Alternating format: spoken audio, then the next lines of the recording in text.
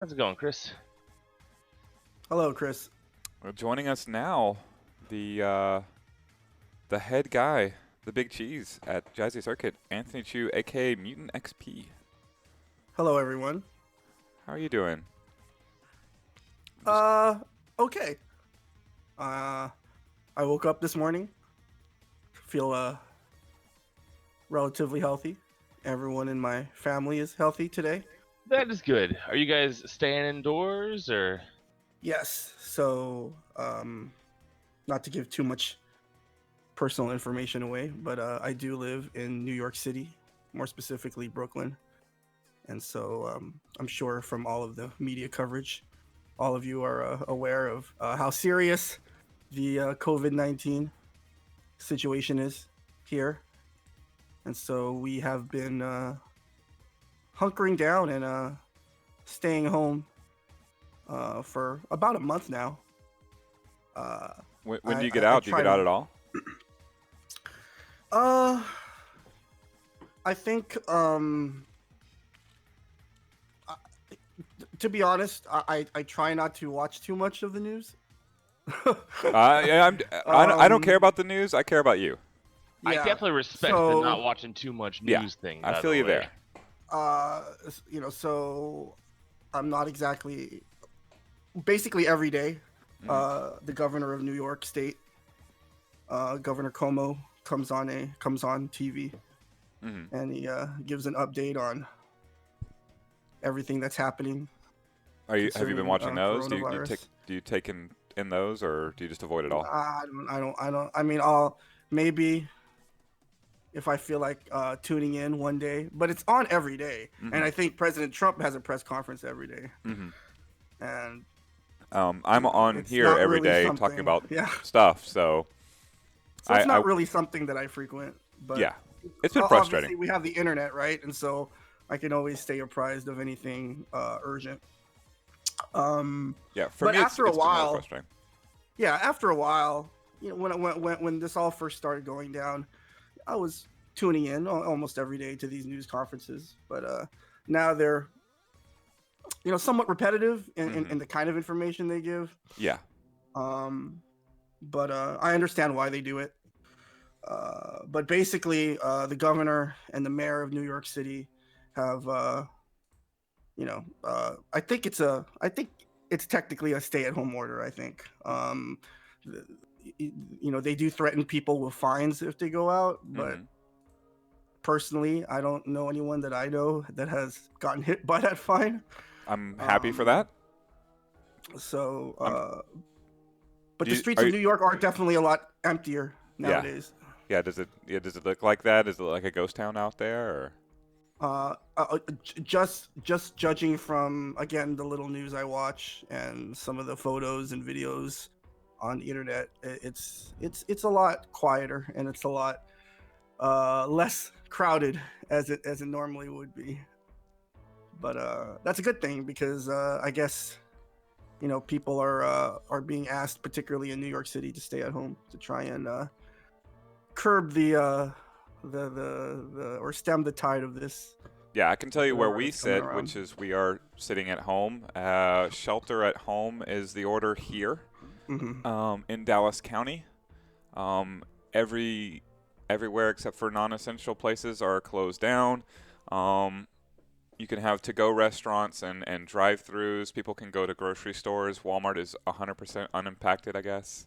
Um, but all bars and everything are closed down. We're being told to shelter at home. We have been sheltering at home for about 3 weeks now, over 3 weeks now. Um, yeah, we can drive to the store. I don't know. I see. I did. So free play is closed Hmm. down. The entire staff laid off, including Arthur and myself. Um, 100% closed down. We're doing everything we can to save free play. Thank you for joining us on this broadcast. And our link is up there in the corner, freeplayinc.com/save the arcade if you want to help us save free play. But we're closed. All the games are off. They've been moved around a little bit. There's a lot more stuff at Free Play Richardson. I have been in there because we opened Free Play Richardson on the weekends as a to-go restaurant because we were a restaurant as well and Mhm. a bar, and we can now deliver beer, which is weird. Um, and I volunteered as delivery driver. That's the first time in my life. This is my first time being unemployed too, so all of this is very, very weird. And I can tell you, among the weird things that I've seen That is automatically means you have lived a more productive life than I have, Chris. oh, I since I this. unfortunately cannot share that sentiment. But That it's weird or that you volunteer oh, delivery drive? that I've been unemployed. That you've never been unemployed. Yeah, yeah, I no. have been unemployed before. I know how that feels. Yeah, this is weird. It's weird because A, I'm unemployed, and B, I'm doubly busy because I'm Uh-huh. streaming live every day from noon till 10 p.m. Mhm. and more. So somehow Well, more work. I certainly hope it is helping. You are doing a lot of work, Hmm. and I commend you for your commitment, Thank not you. just to Free Play Arcade, but to all the different communities that you work with. Well, Uh, that's why I do it. It is a love of my local arcade, but it is also a love of the people around it, including the communities, including you are one of my favorite people in all of the fighting game communities. So I guess I should introduce you a little more properly. You are Mutant XP from New York City, a third strike player of note. Some people will tell me, and it's not necessarily you, that you are the best necro player in the country. Is that true? uh, I would prefer not to have that debate. I think I'm going to allow other players to vie for that title. I can tell you. It's really a title that doesn't, personally doesn't matter a whole lot to me at this point. If anything, I'd like to be considered a solid third strike player, if anything. Well, if But there's anybody who is yeah. not a good judge of that, it would be me. I have no idea how relatively good your necro is compared to all the other necros that kick my ass. I only But know of one other necro in America, and that'd be Rico down in Austin. And I am not the guy to judge who the better player is. we I'm okay. I'm The only okay thing with I can calling determine, Rico. I'm okay with calling Rico the best necro in America. the only I'm thing gonna I go can ahead and determine from the publicly two say of you, that. I'm okay with, if Rico wants that title, he can have it. And let's leave it at that. I I the only think. thing I can determine for the two of you though is that both of you are better than I am. exactly. There's no way I could get a game off of either of you, so that's how good of a necro you are, which is vastly my superior. But that's not the reason that it would be most interesting to have you on. You are the creator of the Jazzy Circuit. Um, Yeah. you're the main custodian of basically the. Do you think of it as like the national or the international like circuit? It's national. It's national. Okay. I guess my official title would be founder Hmm. and commissioner of the Jazzy Circuit. Dirty little secret that I'm only going to reveal here on live on the Free Play podcast because I wanted to share something special. But I'm a big pro basketball fan, Okay. a big NBA fan, Uh huh. and basically, everything that I've done with regards to the circuit in terms of scheduling and just kind of just the general approach of running a league. Hmm. A lot of it is inspired by the NBA. Okay. Let's just say that. Like for example, the season 2 unfortunately had to be temporarily suspended, but you may notice that for those of you in the chat who follow the NBA, the Jazzy season runs basically around exactly in the same time frame as the as the NBA season. So it's that's not by coincidence. Uh, and besides, I think the NBA, if we were to talk about sports leagues, I think they're one of the best, if not the best. Maybe I'm just biased, but they're one of the best run sports leagues in America. They don't have a lot of good competition in America, and in that category at least of best run. So I don't think it's a much of a stretch to say that they are a pretty decently run outfit, and so it's both low praise and also like it doesn't necessarily need to be low praise because they do it well. Yeah. Yeah. So I'm always. By the of way, we also mindset- have open slots in our NBA Jam League, which is a real thing. Their Ooh. show follows your show, so. Okay, well, and how do you guys play NBA Jam? So for this season, it's What console or platform? arcade, so it means that we're without Uh-huh. a home here right now. We're still looking into options for doing it remotely, and nothing has been good so far. However, Are there any official releases that enable online multiplayer? Like, obviously, we could talk about emulation stuff, but that's really not something that For modern that's versions, feasible. But are there modern there versions? are. Yeah, Okay. yeah, yeah. not as much fun though, in my opinion.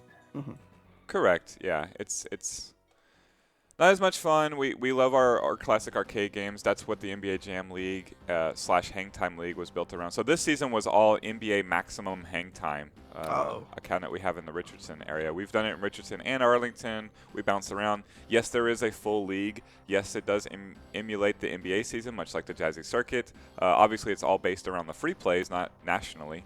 Although nationally there isn't much of a scene for NBA Jam and NBA Hang Time and everything. Like there's people here and there who remember it, but it's just not. It isn't what it was. So Coincidentally enough, there is a small group of people who play NBA Jam at Next Level, which is my home arcade, you could say. I know we actually considered flying out there. Like if Beltran's in the audience right now, he wanted to fly out there for the what was it by Seneca, which also had an NBA Jam tournament.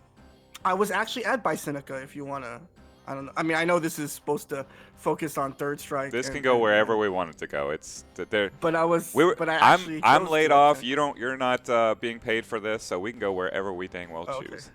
Great. Which means all the plugs are good too. Okay, great. Well, I was at Bisonica, and shout outs to Josh Cooper for running that very unique tournament, very interesting format, and I know you would appreciate this, Chris, because obviously you are a ST head, but the matches at that event, and I'm not even just talking about the matches that were able to be streamed. There were just the level of players that were there. I don't profess myself to be anywhere near, competent in ST. It's just something that I sort of play casually. But I am able to sort of recognize high level play when I see it, and that was some of the most high level play I have seen in America. And so shout outs to Josh Cooper for putting on Bisonica, because I had a chance to enter, but I didn't want to enter because it was like, it felt really serious. You know what I mean? Like, I didn't want to waste anyone's time. Yeah, they ran it round robin. Actually, we had considered making it a spring series qualifier or trying to do it that way. Now that would have been tricky because the results themselves, I'm not sure exactly what algorithm or whatever they used to kind of settle on the standings. But just from a fan standpoint, being able to watch all those matches, and like I said, not just the matches that were on stream, but there were 3, 4, 5. I think there might have been at least 8 arcade in the basement, right, Arthur? So how tight that space is in the basement.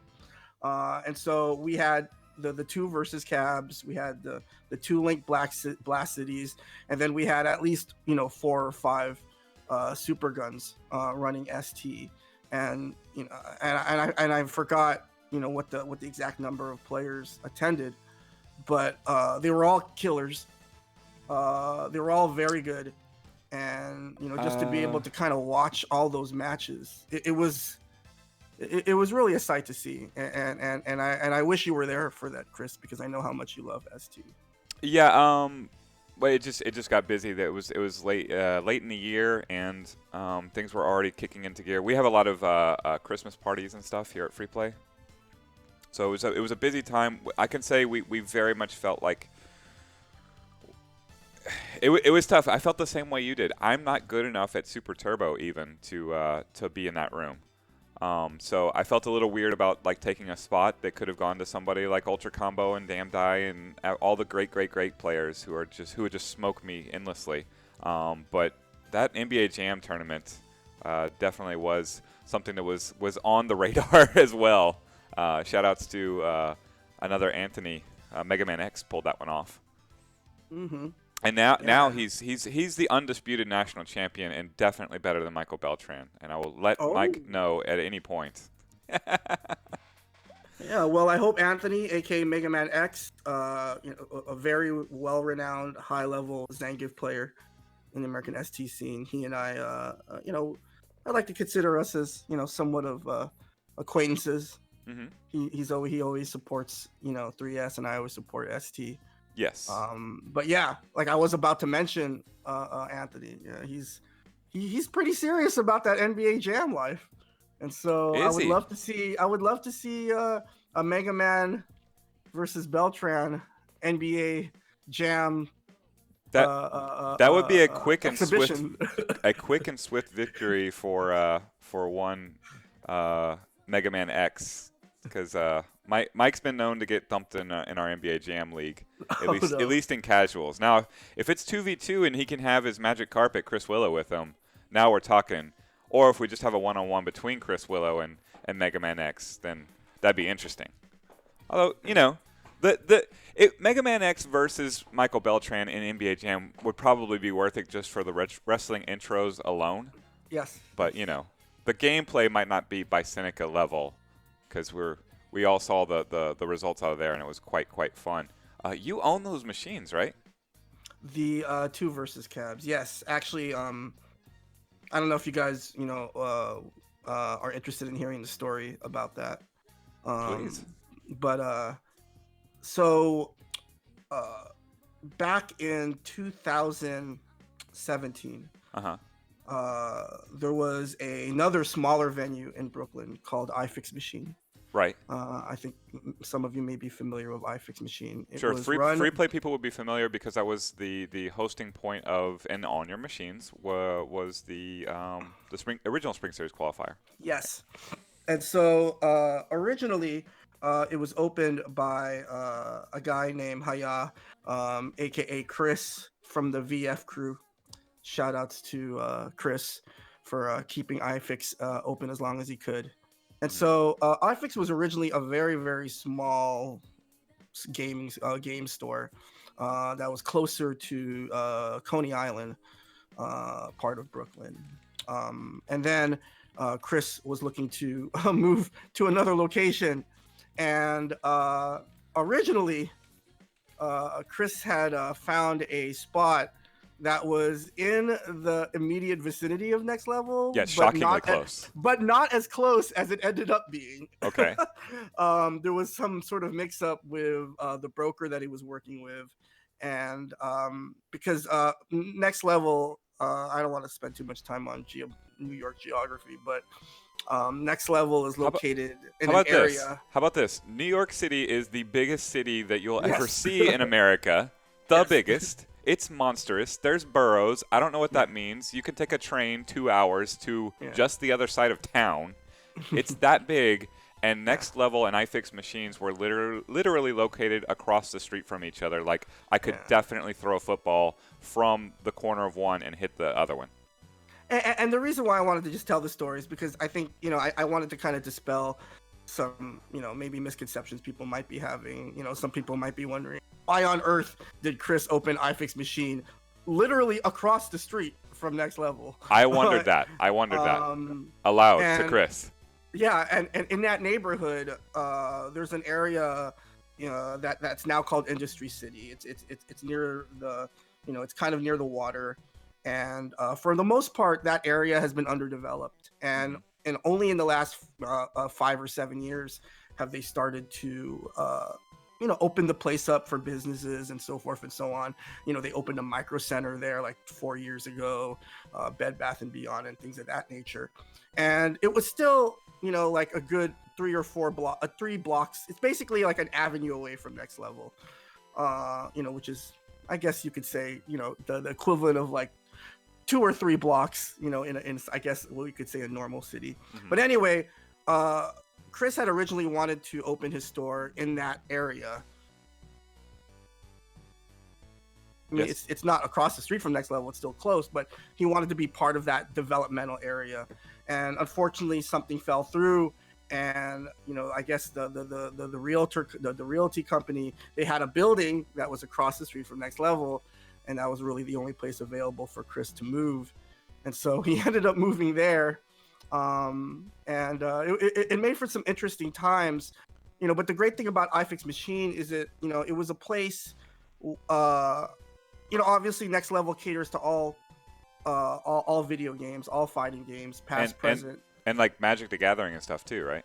Yes, and Yeah. they're heavy in the card gaming thing. Mm-hmm. But iFix Machine was a little different. It was a place that really catered to people like us, Chris. Yes. People that are a little bit older, that are more kind of casual gamers, people who want to play the old school games, people who want to have a taste of what it was like to be, in that arcade era. They had, we had obviously the all three of us in the chat.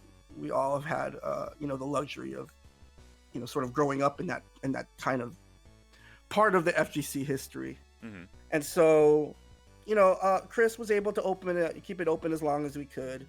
But when he moved to that location, we had discussed, doing sort of a group buy with some more versus cabs. And, for anyone who are cab heads out in the chat, how much of a nightmare, at least, from a consumer standpoint, like obviously when you're trying to get cabs for a business, like free play, it's completely different. But when you're just like an ordinary Joe Schmo like me and who wants to get a cab, a lot of it really depends on where you live in the country. Right. It's and difficult, New York is probably not impossible. Yeah, and New York is probably the most difficult part of the country to get a cab. Well, why is that? for- Because it is near the harbor, right? So you would think. Well, yeah, but most of the cabs come from Asia.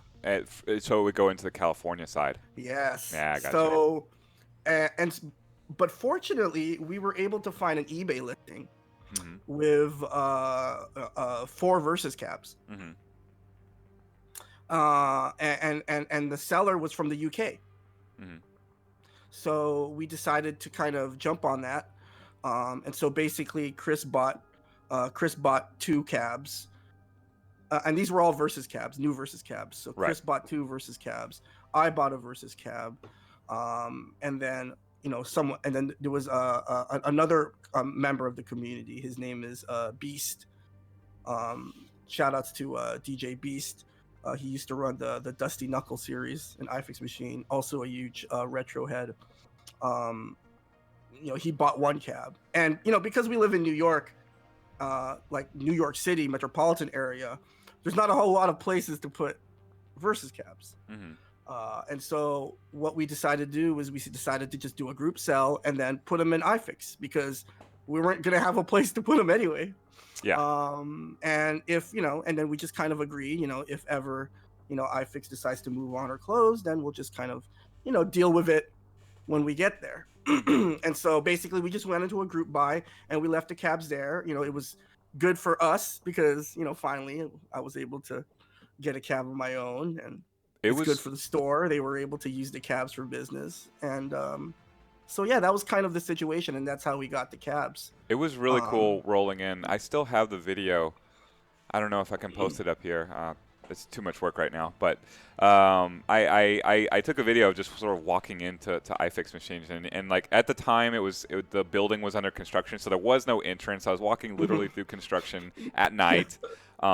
Around a corner, and then suddenly like there's a mural there, and then you turn around, and then there's this long hallway, and you go down the hallway, and then you turn the corner, and there's it's like in an office building. It's just a nondescript office. It says iFix and like paper on the outside. Office building, and to be honest, it was actually an ideal location for iFix Machine because Chris was given the part of the building that was pretty close to the loading dock, and so. It was really easy to get the cab. I mean, not easy. As easy as it's going to get, given all the. But it was a lot easier. I would say, getting the cabs at iFix, because there was that loading dock, and like you said, the building was. I just don't know how to best describe iFix or I the really the want to mood. find Maybe that you can help me out, Chris. But an like you office said, building. because the Like, building was still under construction, it had like a really, I don't know what you would call it. Like it had a real sort there's no of. front door. It was insane. I'm trying to use a word that doesn't have too much of a negative connotation, but it felt very. I don't know, Arthur, help me out. I know I'm the English professor, and I'm supposed to, have these words on Uh, tap, but well, it like, just. Sorry, I just got back from checking a couple things because Oh, my account being hacked makes me wonder if everything I've got's gotten hacked. oh And it no. seems like the answer is no. Okay. well, that's good to hear. Yeah. Yeah, Okay. they hacked the least useful thing of all. But congrats on getting into my Xbox Live, I guess. Okay. Wow. Mm. Free Xbox Live account out there. I'm trying to find. Okay, I certainly posted a live video from Yeah. iFix, so I'm just trying to find it, and that would show it entirely. We could just have it I on the guess background. I guess the word I would use is Spartan. It had a very Spartan feel to it. Very, very bare bones, not fancy, just really kind of. It's like a bunch of lawyers and doctors' offices. I don't know what else was in that place because I didn't care. Yeah. But I could tell you when you walked around the corner and you saw 4 versus cities lined up side by side by side by side. It was a breathtaking sight in the heart of Brooklyn. Yeah. Yeah, it was great. It was great. Uh, And so yeah, and actually, kind of to take this back to Jazzy and Third Strike, Jazzy was born at iFix Machine. Really? It was the first ever. Well, the first ever New York Jazzy event happened at iFix Machine, and we started the season 1 New York Jazzy tournaments at iFix. I think the league was about 3 months old until iFix unfortunately closed, and so that was obviously a very difficult situation. Was it just all of a sudden? Did it catch you off guard or? I don't I don't know if I feel comfortable sharing too many details. I don't really want the Yeah. the details to you. I just sort of like in a general sense where we caught Yeah. off guard. We all right? I mean, we there was we had an inkling, for a few months that this might happen, and so, when it happened, it wasn't a complete shock, but we did have to move quickly to figure out, what we were going to do with the cabs, and so, what we decided to do, is, like I said, I had, one of the cabs, and Beast took his cab and he took it to his to wherever he stashed it, and then Chris wanted to be out of the gaming sort of business, right? He didn't want to open another venue. Did he keep And his so, cab? And so no, so I bought his cab. Okay, so you now have. Um, Oh yeah, that's why you have 2. and then Henry Sen, owner of Next Level Golden Sen, shout outs to Henry. He graciously allowed me to stash the 2 cabinets in the basement at Next Level. And the reason why I bought that other cab from Chris is because I knew, and this is not to cast aspersions on arcade collectors. I think that obviously they have their passion and their reasons for purchasing, old arcade or retro arcade hardware and units. But I knew just from experience and history and talking to people in that cab scene, if Chris had sold that to a private owner, we probably, particularly in the New York area, New York metropolitan area, Connecticut, New Jersey, that area, we probably would never see that cab again. Right. It would probably be, in someone's garage or someone's basement. No, it would be Beltran. He would find it and he would put it in his mom's arcade. Is that who Beltran is? He's the. Yeah, he'd be angry about the one that he got let get away anyway, and yeah, he would just toss it in his basement, and that would be it. You'd never see it again.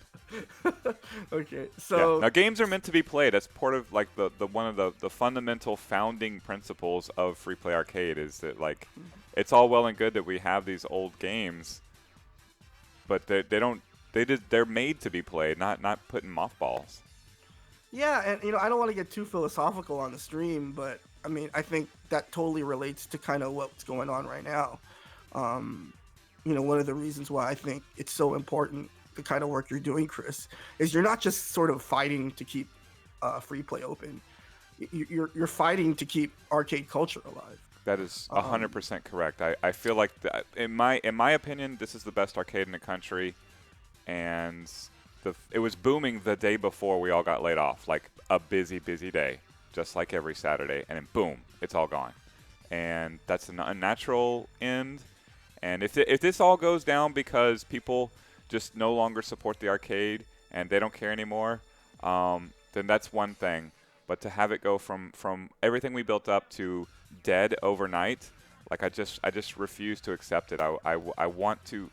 If this place goes down, then I feel like arcades go down, and we worked so hard to bring arcades back, despite all of our competitors telling you they did it first, even though they didn't.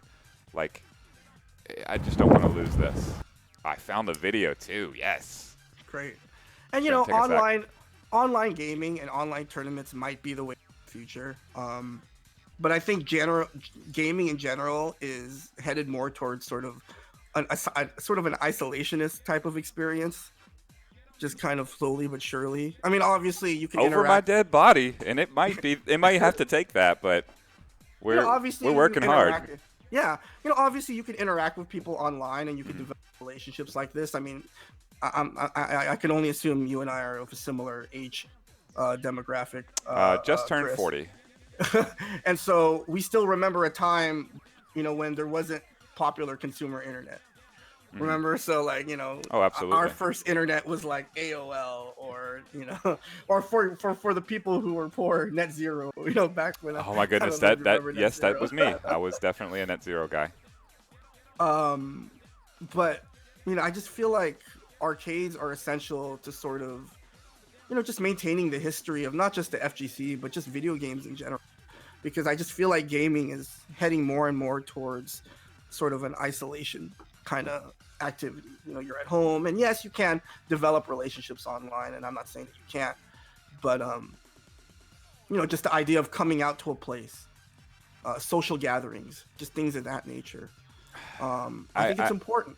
I think it's important too. Like after arcades went down the first time and we could not play face to face, I actually picked up Magic the Gathering. It's the only time ever in my life I played that game, and I picked it up so that I could play something locally. Like it's just such an important thing for me to just play with somebody. I don't know. It's always going to be better that way. Always, win or lose. To be able to look someone in the eye, and competition's cool. But I'm not here to necessarily beat someone down either. But it's just always, I make bonds and relationships, and I feel like you and I are kindred spirits in that. Like we always seem to have been. So yeah, I moved to that, and then when free play became a thing, opened up very near my house. Start this way, and they don't end well for me. Hold on. Or the Indian guy. Give me a moment. Sure. I'm pulling up this video, but it wants to make a bunch of noise. Okay. All right, so if you're curious about iFix machines, we're going to run the video of me walking through. Let's just roll it back, me and my Dulcim that's actually sitting next to me right now. It certainly sounded like a neat place. Yeah. Like, I missed it completely, but it sounded cool. But yeah, the walk-in through the mural, walking over and through construction. So we'll just have that playing in the background silently as I walk my way into the 4 candy cabs side by side. This is the first time I've seen this video, so I want to watch.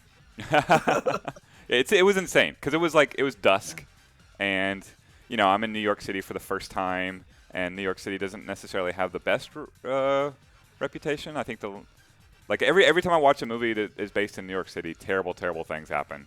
So my wife told me a funny story about this neighborhood or this area.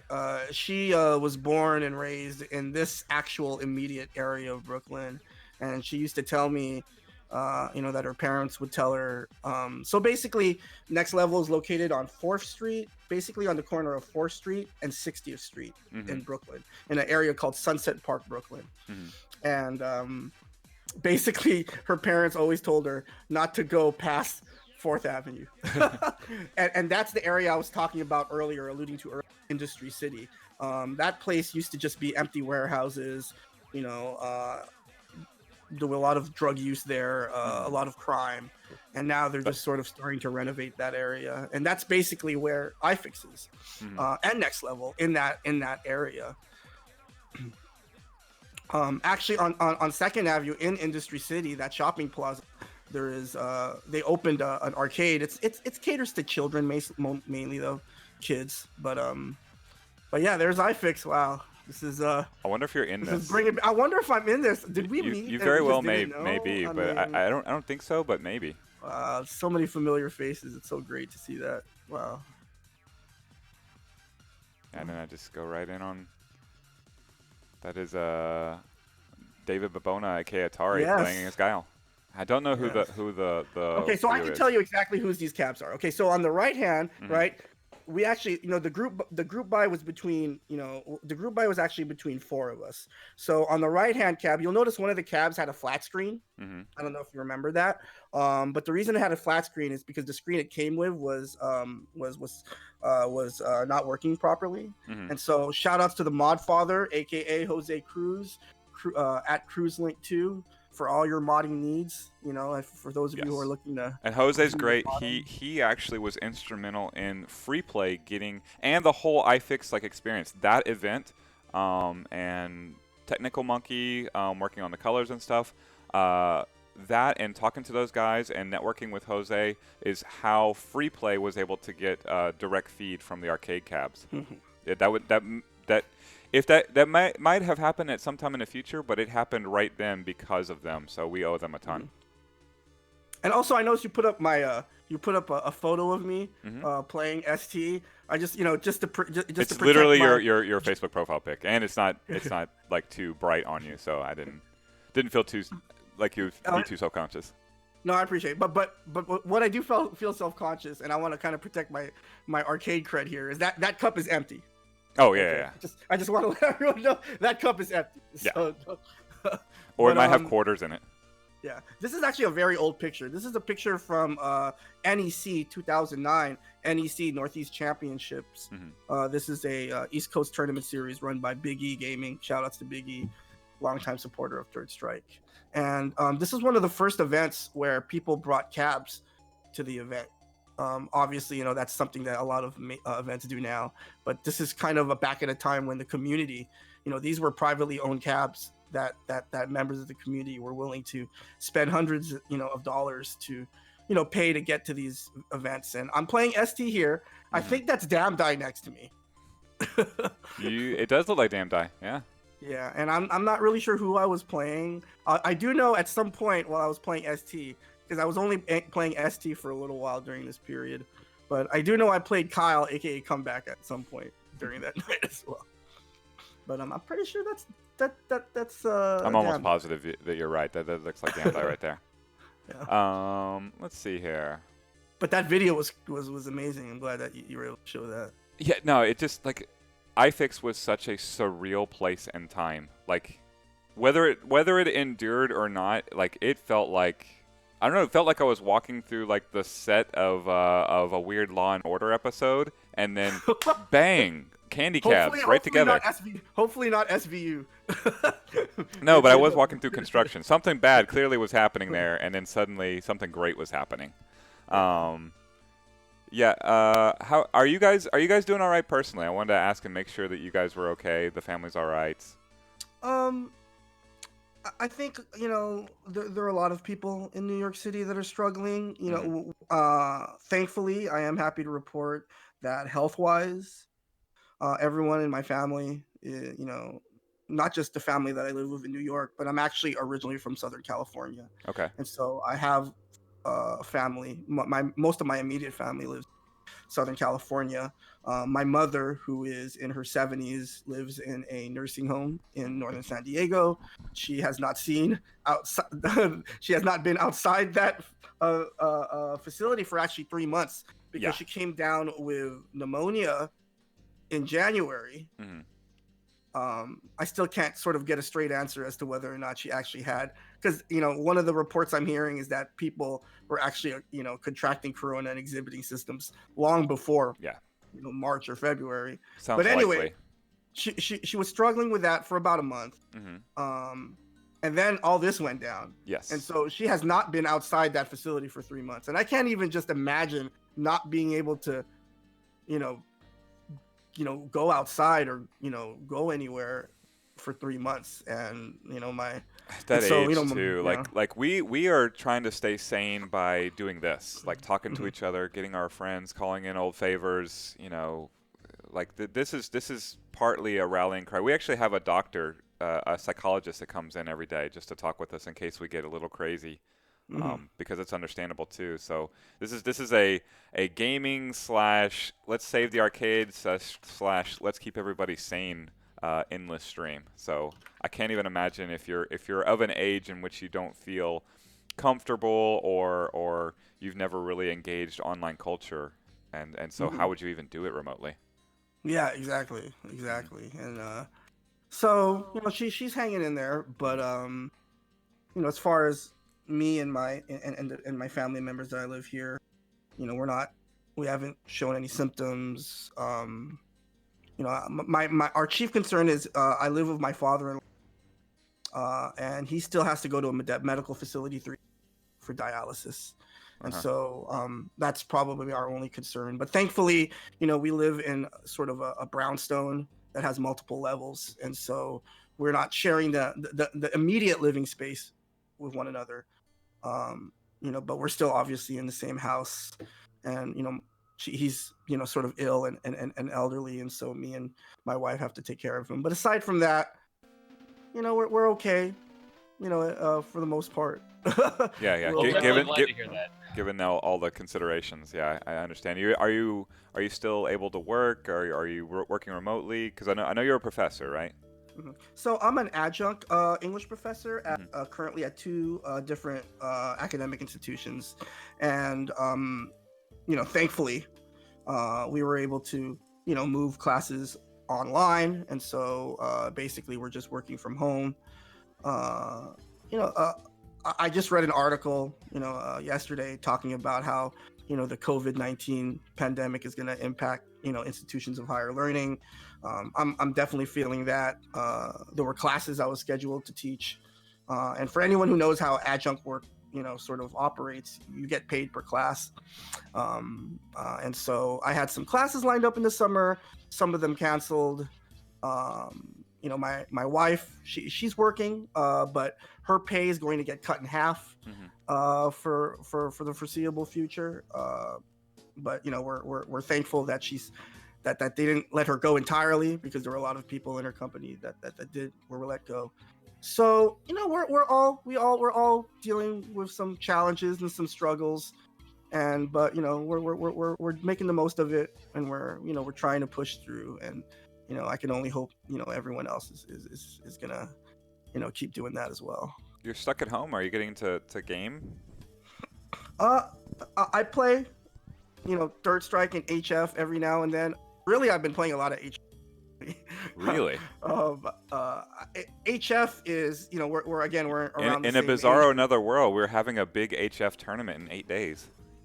Oh, was it that the one you were supposed to do at Free Play Spring Series? Yes. Yep. The Wide World of Fighting Games. We're going to have a $10,000 Super Turbo tournament, and I can't remember what the prize was. Was it $500? $1,500 Tekken, $1,500 Smash 64, and I want to say $500 Hyper Fighting. Hyper Fighting, yeah. And Hyper Fighting, like all the Japanese Hyper players Fighting was done like 1992 style, also single game, single limb, American on cabs. American, yeah. Yeah, Or maybe it was 2 out of 3. I don't remember how we ended up deciding right now, but yeah, single limb anyway. Yeah, Los Angeles has reinvigorated the hyper fighting scene on an American cab, so they requested it, and I was like, sure. Okay. And then after that, all of the traveling Japanese players special messaged me and were like, can we compete in that as well? We want to play in all the Street Fighter tournaments. It's like, well, of course, as long as it's an American cab.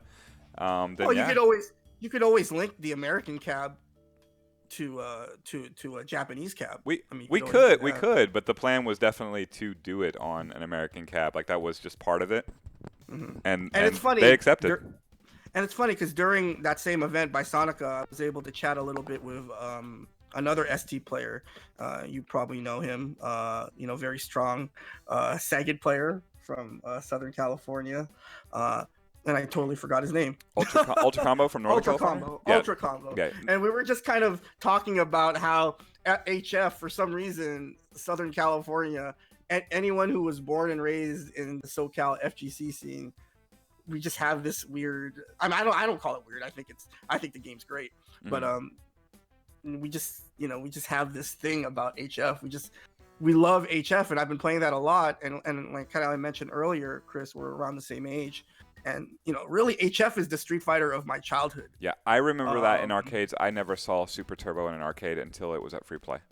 Yeah, wow. Not quite that late, but I definitely didn't have Super Turbo during its heyday or original release area. But I played a lot of Hyper Fighting back when. Mm-hmm. Yeah, but I'm getting diverted from Third Strike. I wanted to ask specifically about that. Like, how long have you been playing Third Strike? I've been playing Third Strike. Well, I mean, I played it for the first time when it first came out. But ironically enough, when I first played it, I didn't like it, and so I didn't play the game. So the game came out in 1992, or not 1999, excuse me. Hyper Fighting came out in 1992. Right. Third Strike came out in 1999. Tried it for the first time. Didn't like it. And then I didn't pick it up until maybe 3 years later. Okay. When I started playing it at my local college arcade at UC Irvine called the Zot Zone. Shout outs to all the people who used to play at the Zot Zone. Nice. It was called Zot because our mascot was an anteater, and apparently an anteater makes a Zot sound. I did not know this. I've never heard an anteater before. Yeah. So. Yeah. Although the bugs are getting awful happy with the amount of lawn care that we're receiving and the amount of people getting out and about, which is none. So an anteater, if they wanna move into the Richardson area, we're taking applications. I don't even know if anteaters are indigenous to America. They are not that I know of. But I got ants for them though. Yeah. So yeah, I started playing kind of seriously around 2002, 2003. That's when I started going to a very famous Third Strike arcade in Southern California called Family Fun Arcade.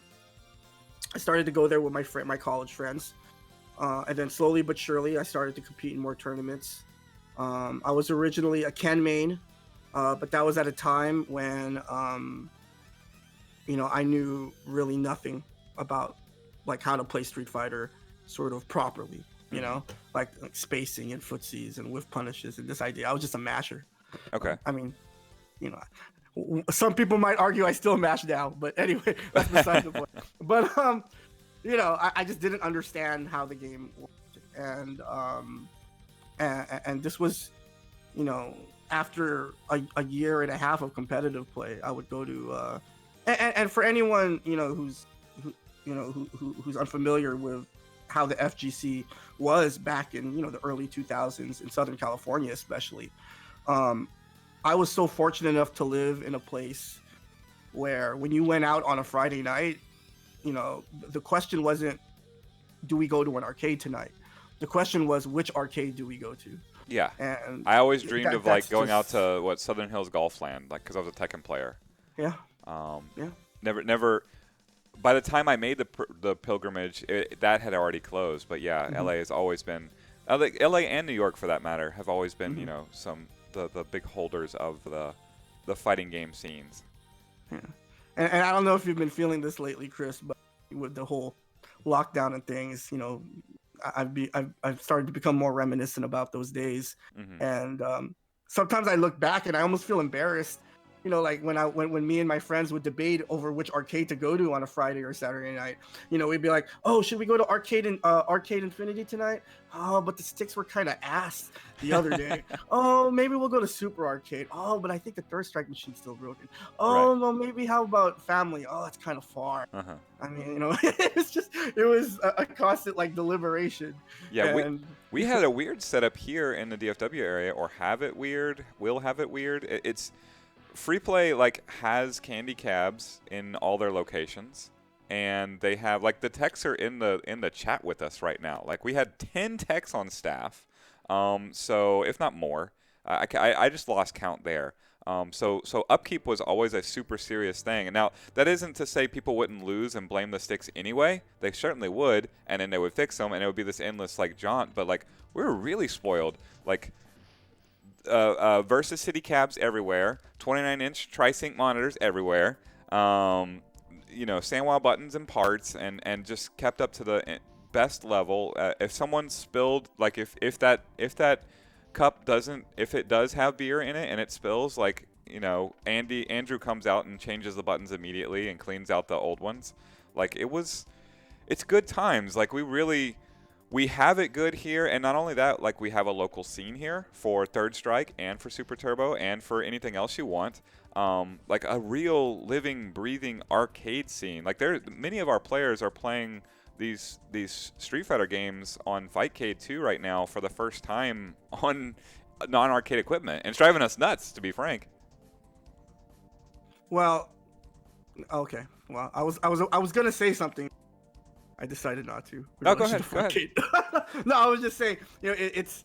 I can only imagine what that transition is like for some of your players who have never played online Street Fighter before, and then, you know, their first experience is Fightcade. There are a lot of things about Fightcade that can be very challenging. Yeah, well, it's none of us can afford to like buy a lot of equipment right now because, you know, me and virtually everybody I know got laid off within 2 days of each other. Yeah. So I'm not gonna point them towards something that they could potentially buy and whatever. So the price is right. And we all have a couple of understandings. One, we're here to save free play. You know, we're donating. A lot of us are on the Patreon at freeplayinc.com/savethearcade. We're doing everything we can to donate our time and if not our money, this stream. Like everything is about getting the arcade as we had it back and supporting it again, and then keeping the community together and keeping us sane. So that goes to that part of it, keeping it together and keeping us sane. And while playing on Fightcade is infuriating for us arcade purists, it also represents a chance to play with each other. Like, yes, like we are playing with our beloved friends and everything. And sometimes, like, we did King of Fighters 98 last Tuesday, and I looked at the servers, which is normally dominated by Korean players, and it was just nothing but American flags, like the entire page, and it was all us, and none of us can really play the game. So there was something beautiful about that. But yes, the experience itself is, let's just say it's not arcade perfect. Okay, that's a good place to leave it. But yeah, so yeah, I started, you know, like I said, I was a Ken main at the time. And then I eventually switched to Necro, and it wasn't until I switched to Necro that I really started to kind of understand how the game was meant to be played. And then, yeah, that just kind of, the rest is history, I guess. Just started playing more, started, you know, placing higher in tournaments, and then I moved to New York in 2006 for grad school. Mm-hmm. Of course, ended up staying here. And so that was really an interesting time in my life, because I was able to kind of see how arcades and the FGC was like in SoCal, like in the two biggest, right? Like the two main sort of pillars, right? Yes. Aside from Austin, but, you know, the two coasts. Well, traditional West Coast and then East for all of fighting games. Yeah. If So memory cool. serves, I used to watch you on the old Dr. Sub-Zero, Yes. the terms that he was commentating, and you were the only Necro because, well, I mean, Necro's not that most commonly played character, but those tournaments were always so cool. Like, I always wanted to play more Third Strike after watching those. Mm-hmm. Yeah. And I think that's a testament to the game. Really, it's really all about the game. I mean, I know the community out there seemed really solid too. The, you know, early mid-aughts Third Strike scene. Oh yeah, we had, oh man, there were times when we had tournaments where we had, you know, we're talking, you know, consistently 40, 50, 60 people every weekend. I was just talking with my best friend back in SoCal. He used to play Third Strike. His handle was Mr. Universe. You may recognize his name from other Ranbat videos.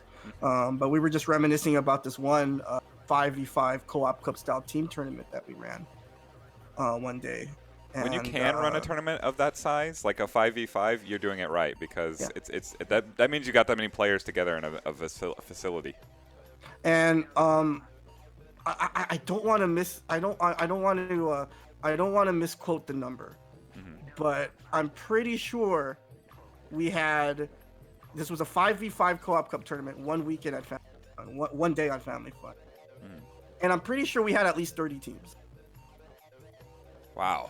So I'm an English instructor. Yeah, we don't that's really incredible. do the math, but there's actually a Shoryuken post that has the full lineup or roster of that 5v5 team tournament, and we had so many teams, and that was a great time.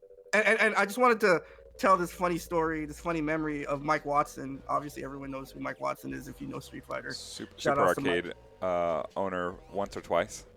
Yes, he took over for the original owner of Super Arcade, and then he moved into Azusa before it closed.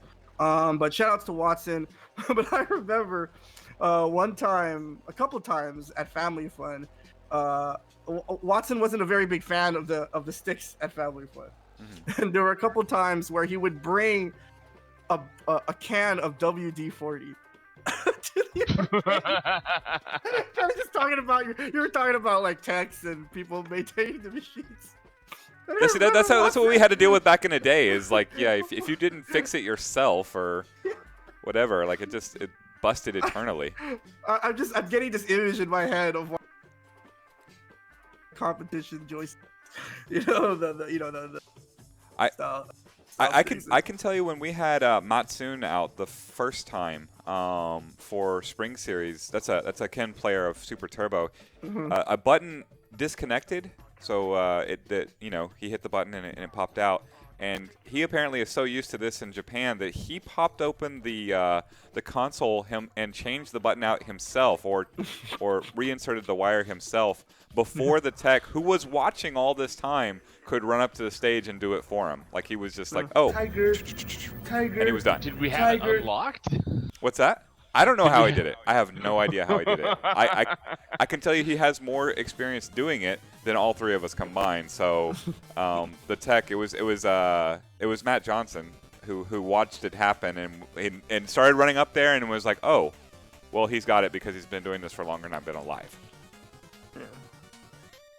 Yeah, what a trip. Like I'm so this is why we're fighting so hard. We want a place where arcades are done right again. We can't lose this. We can't lose this. I mean, to me, it's all about creating memories, right, Chris? Art. I mean, think about all the memories. Like, just think about all the memories. I guess on here because of Third Strike, But remember, the first thing that comes to mind when I think about Free Play and Jazzy and Third Strike is that one monthly that you ran where 5-star came out. People from Austin came out. People from Houston came out. And I was watching that from home, and as a viewer and as a fan, I was super entertained. But I can only imagine, all of the memories that all of those people that were there made, and really that's kind of what we're fighting for, right? 100%. To be able to kind of look back on those moments that we can create with other people at these arcades. Yeah, and that's like not atypical of the free play experience. Like we've had that in several games where you have people. You mentioned Josh Cooper too. Josh Cooper flew himself out for a Tuesday tournament one time. So anytime someone would come from out of town, we'd always roll out the red carpet. We still feel that way. Like I still hope Bowling Mania, who we've gotten to know over the past few weeks from New Jersey, like makes it out so we can roll out the red carpet. They don't even have to be a superstar player, but of course in this case it was. Yeah, we love those times, and like it was pretty consistent throughout. So we would get big numbers for all of our tournaments, and then traveling guests would just make it so much more special. Pardon me, my cat wants to eat my birthday cake. Oh, is that Yang's cat? It's not Yang's cat. It's actually my roommate's cat. Okay.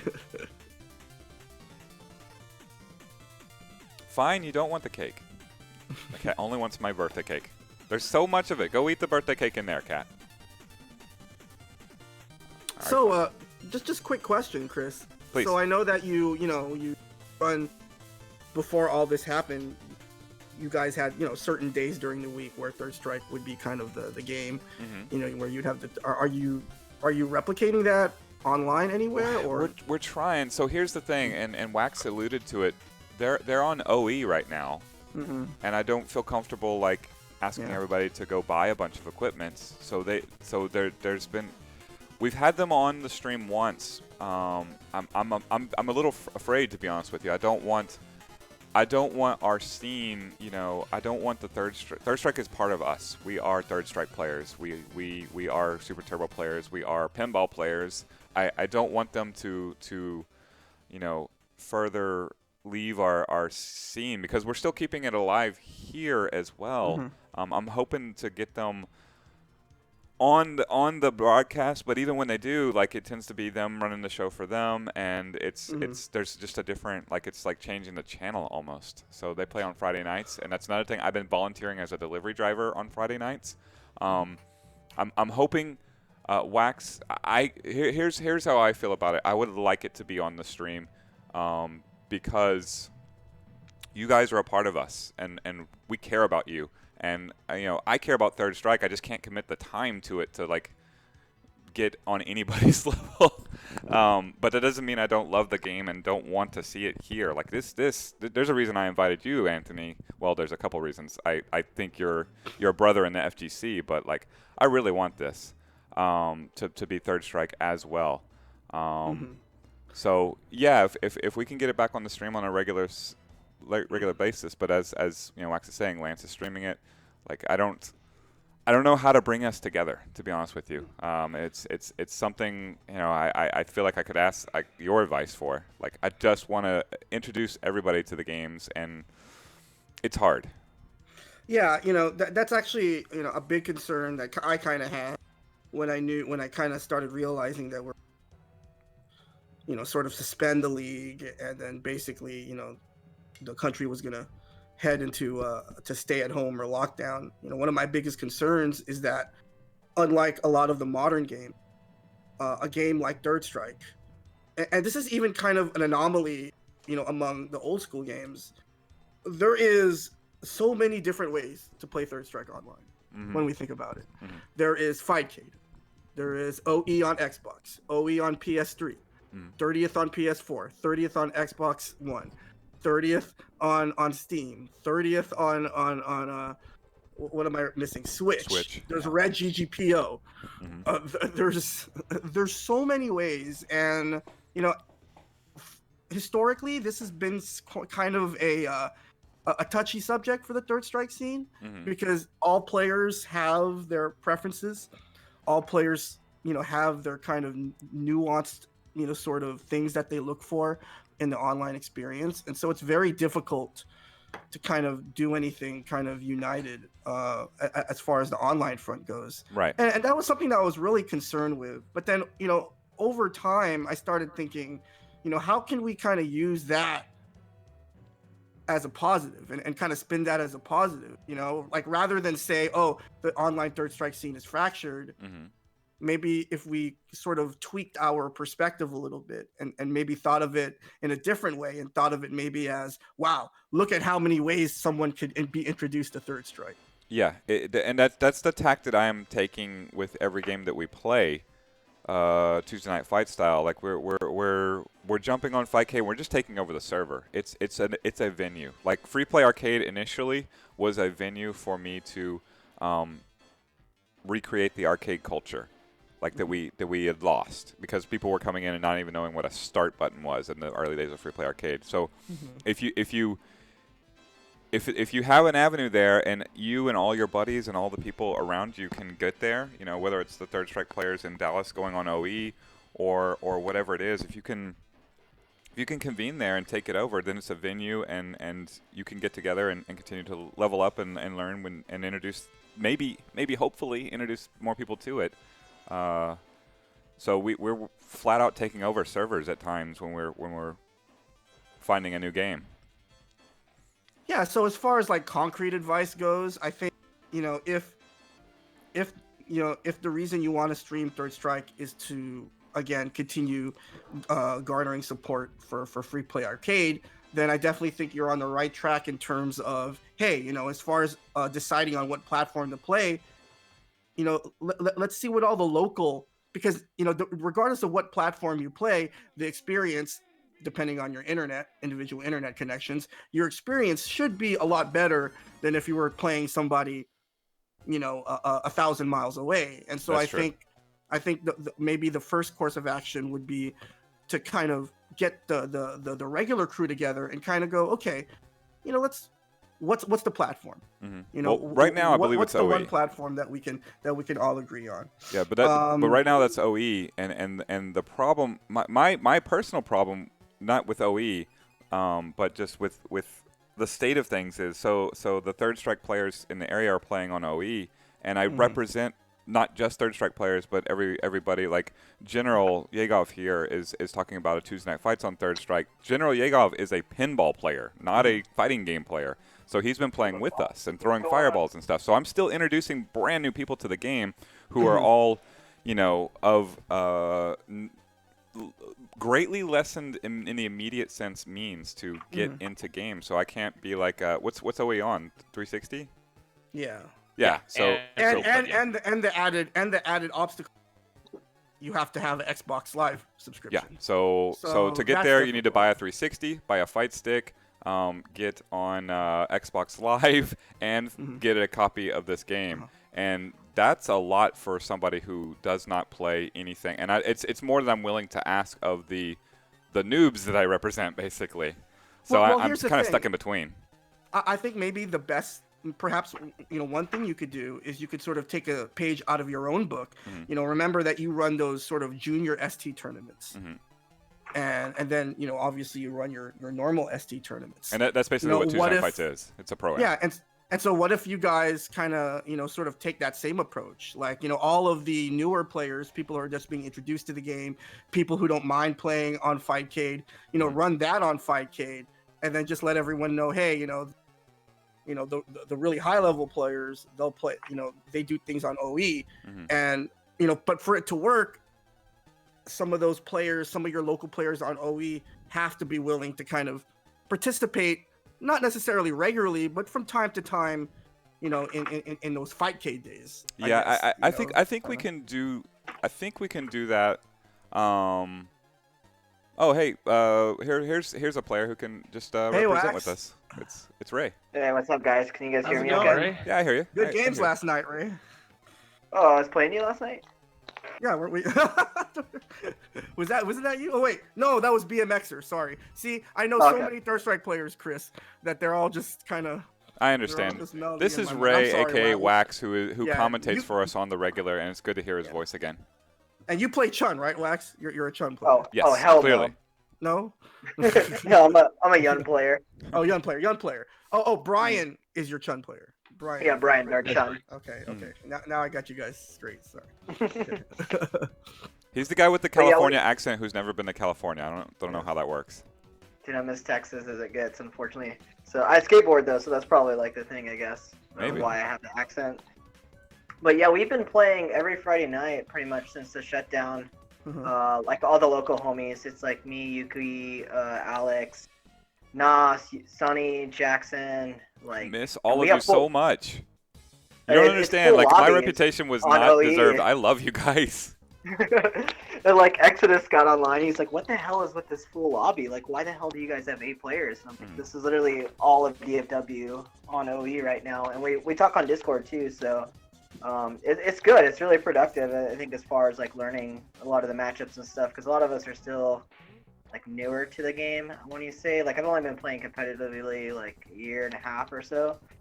So like I played Lance in like a long set the other night, and like Exodus hopped in and like walked me through it. Like, here's what you're doing wrong. Stand here, do this, and it's really beneficial actually, those grind sessions. But yeah, as far as like what platform we try to play on, it's just OE really, to be honest with you. OE with the CRT. Like I feel like if you're playing not at the arcade, that's kind of the only way to play Third Strike at this point. I don't necessarily want to push back on any. But I think sometimes we also want to be careful, kind of putting out generalizations like that. Like clearly, there's nothing wrong with you preferring to play on OE and Xbox 360. But when we make statements like, well, OE is the best, is sort of, the closest thing to playing Third Strike in the arcade. Yeah. That's not necessarily factual. I think there are a lot of people who would take issue with that. And I think Yeah, I play on 30th too. Like I play on Yeah, PS4 a lot on with Vinkabot and like all those dudes as well. I haven't been playing there as much just because we've been grinding so hard on OE. But yeah, I played 30th for probably a good 6-8 months of last year, like every single day. So my issue with 30th, and my issue with OE is not the netcode. I think of all of the ports, OE Xbox 360 probably has the best netcode. But my issue with OE is the build of the game itself. Remember that this is not an emulated game. This is a game that was based off a previous port of Third Strike that was then reverse engineered to be close to the arcade. And I don't know how to explain this. I've explained this to people personally before, but when you play on Fightcade or when you play on 30th, which are obviously the emulated version of Third Strike, it, like, right away, even though you know that it's not the same, it feels like the game, right? It's just there's something wrong with the speed, or there's something it's skippy or whatever. But yeah, when I speed jump on definitely. OE and when I play OE, it takes me a while to actually kind of realize, oh wait, yeah, this is Third Strike. Because immediately when you play it, and I don't, maybe this is just me, right? This could just be a subjective assessment. It doesn't feel like Third Strike right away. It feels like some approximation of it, and then it's only over time that I go, okay, yeah, it's Third Strike. That's kind of how my reaction is. Our friend Alex, he just moved from here, the area, DFW, to Detroit, and we got him on OE because like he lived at Free Play basically. You can ask Chris. Like Alex was literally at the arcade every single day. Yes, and, every day. He's having such a hard time adjusting to online, and he's just like, "How do you guys do this? Like this is a different game." I hope he comes back. I mean, come on. You got. Once we open back up, we need Alex the Machine here. It's just I don't know what to do without Alex the Machine at Free Play. And so I think when you were telling that story, Wax, about EXO kind of sending you, breaking down what you were doing wrong, I think that's kind of the way to approach, this, the time that we have, now that we're not able to kind of do what we're accustomed to doing, and I think the best way to kind of use this time, while Jazzy and Free Play are sort of on hiatus, is to use online as a tool to learn more about the game and to, develop, good habits. Because I think, to your concern, Chris, the newer players, those sort of nuances and so those sort of differences between the online platforms, they matter less on sort of the lower learning curve, if that makes sense, right? Like it's only when you get at a higher skill level. Yes. No, I've had to stop playing Dalsum. Like I can't play him on 5K2. It would make me frustrated, and people could hear the frustration in my voice, and then that was turning people off. Like in the stream, I just have to retire. I literally can't play him, and it is. Like, it's a nuance you don't get until you're in the higher level, and it's just, and not to say that I'm that high level of a player, I'm not, but, like, at my level currently, like, it's just unplayable at my level, like, where I am. So I'm, like, pushed back to noob status, except it's all in my head how to play the game, and I just can't play it that way, so therefore I just can't even play my favorite character. I'm going to have to pick up another character and take it fresh and just, try and do a combo and drop it and live and die by that, and that's going to be a good experience. That will be a positive experience when I play all the games. It's just a fresh character and a fresh mindset, because like playing online is so much different than playing on arcade. It's not one-to-one, and at the level where I'm at, like it's mind numbing, except if I reset it and bring it back down and I'm going to pick up a new character, I can actually have a good experience. It's tough. It's real tough. But I think you're on the right track, Wax. Just using this time, using online to learn more about the game, to learn about the way that you play the game, and to learn what kind of adjustments you need to make in your style to try, so that when the Jazzy circuit does resume and when Free Play does reopen, you're able to jump right back in with the knowledge that you gain. And so I guess, for me, online Third Strike, I think it's best approached as a tool, as a training tool. Yeah, that's what I try to tell people too, because they're really concerned about wins and losses online, Yeah, and I'm like, yeah. it doesn't really matter. Are we gonna get that real on this? Yeah. Are we getting this? Yeah, Well, like people that's- get really concerned about it, and it's like I'll sit there and get stomped like 20 times in a row, but it's like I want to try something out, like, or I want to learn. It's online anyway, like it doesn't care. They're just throwaway games. Like we're basically just doing like training mode online, to my understanding. Like we're not. There's nothing on the line, so. And not to be overly negative, but not everyone the best internet connections, whether that's outside their control or not. Yeah, So, I took a drive to Arlington, and half that city doesn't have internet. Oh god. Or roads. Oh, aren't you guys in Arlington? How are you? I am currently in Richardson. Free Play Arlington Wait, is it Free Play is in Arlington. Arlington? Free Play Arlington has internet, or had, and power and all that stuff. The roads, hit and miss. They have a really cool stadium or 2 or 3 or 5. Yeah, there's great roads around those. Yes, but I actually so one of our players talked me into making a delivery out there, like all the way out into Arlington, and she was like past the arcade, right? And there is a part of Arlington where the cell reception just drops out. It's like, and it literally, I'm like talking on Bluetooth, talking to everybody on the stream while I'm driving out there, and then it just cuts out, like I just fell off the road or something. And that's Arlington. It's a big city. Well, I was looking forward to visiting Free Play for the first time later this month. Obviously, that's not in the cards anymore. But right. I'm super excited to finally make my way out there, whenever that's gonna be. I opened up like there again, like I'm in the house right now. Like I wanted you here. I wanted to be able to share my city and my experience with you, because I don't know, I feel like we've become friends over this period where we're negotiating Jazzy Circuit and talking about everything, arcade culture, running big tournaments, Third Strike. Like there's so many things in which we see eye to eye that I really wanted to just spend time hanging out with you and yours. Yeah, I had this sort of grand plan when I came to visit. I actually, I have to admit, Chris, I sort of lied to you. I was actually planning to go the day before because I kind of wanted to just go to Free Play, kind of sort of incognito, if you will. Just to see what it was like for a normal. I just kind of wanted to, I just wanted. Yeah.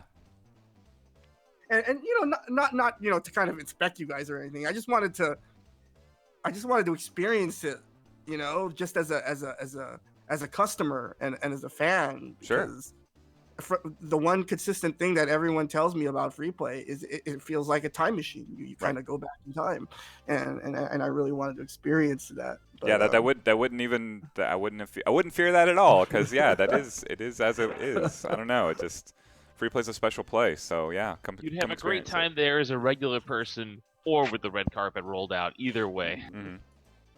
There are just so many games. Like when I watch your streams and I see sometimes, depending on your camera angle, I see the machines that are in the background. Man, they have that game. Oh, I can't wait to play that. Or it's, yeah. Yeah, we were hoping James Chen would finally had, finish Discs of Tron. He never got to finish his game of Discs of Tron because he kept having to go commentate. I think you may have had you have a 6-player X-Men. Correct. Tab, right? In Arlington. Yes. I think that might have been in the background one time. Yes. It quite possibly is. It's rather large. Mm-hmm. Yeah. And all I could think about was just that game. Like I wasn't even paying attention to the Third Strike action that was on the stream. I was just mesmerized by the X-Men cab that was in the background. Yeah, it's literally on my credit card. Oh, okay. I'll pull out the credit card on the air. Oh snap! The Beltran Black card? No, not the Beltran Black card. You probably can't see it, but like, there's the X-Men. It's the one where Lord Beltran was making a promo, and he was right in front of the X-Men machine. So there's Green Mask, and actually Green Mask is our first subscriber, Twitch subscriber emoticon. The Green Mask, and it's on my credit card. No, I don't want to sound like a kiss ass, but I will say that, and no offense to any of the other personalities associated with free play, but Chris Beltran is pretty darn entertaining. Beltran is. Yes. All right. You can. This could be a safe space because he won't be back on the show for Okay. another like 45 minutes or so. So we Okay. won't let it get to his head and tell him. Okay. But yeah, no, he's fun to play with. 100% agree with that. He's just super entertaining, and he Mm. just seems like I saw him play a little bit at the Dons tournament. Mm-hmm. I think you ran a Dons qualifier. You were there, Yes, Chris? he went out there for that. Yeah, and he also seems like a basketball fan, which is right up. He seems my like a alley. basketball fan. Yeah, a But- Mavericks season ticket holder for a long time. He is a And Maverick. Wow. yeah, I'm sure it's there to. I think I have a picture of him in a jersey. Pretty sure it's a Houston Rockets jersey though. Another part of my plan, if the trip did pan out when because I was planning to go there at the end of the month, was I was hoping the Mavericks would make the playoff. So maybe I would have been able to see a game while I was there. Alas, We just got to get free play back open and do it all over again. And you can Ninja come in one day early and enjoy the free play experience untainted. Go up to the Beltran Suites and and catch a game, and then just I don't know, do a nice third strike tournament. Yeah, and I have a few friends in Texas, some college friends. I have a college friend who lives in a town called McKinley. I don't know how far. McKinney, and that's from about I don't know 20 minutes north of where I am now. So Okay. yeah, not far at all. And, so I was really looking forward to the trip at the end of the month, but these things happen. I guess We're gonna get there, and as far as like, so third, just thinking about back to the issue of like the new players and the old players and how they're playing. I hope Wax, are you still here, Wax? Yeah. Yeah, if you can get with Jerry, I am volunteer delivery driving Friday, Saturday, and Sunday, which puts me away from this room and this computer, so I can't host it myself. But if you can get with Jerry, D Owls, maybe you guys can put some more third strike casuals up for a time. That would be between him and you guys.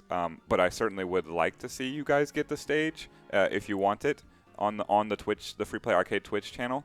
But for our sake, for the sake of all the new players that I represent, that I still want to get into third strike, or at least get them to be able to touch the game, right? We'll try and make the Tuesday night fights after the neest one third strike on Fightcade 2 if we can manage it. And that I know that will turn off plenty of people. Like people can show up. Like if you can make it, you can, and if you don't, it's not going to be a big deal. It's more about like getting these people to be able to touch the game as they're playing King of Fighters 98 and they're playing Super Turbo and they're playing Vampire Savior. They'll have an avenue to play. It's not going to be arcade perfect, but as Mutant was saying, like they're at a level, and even I'm at a level where the nuance of it will be a little lost on us anyway, as we're very, very much noobs.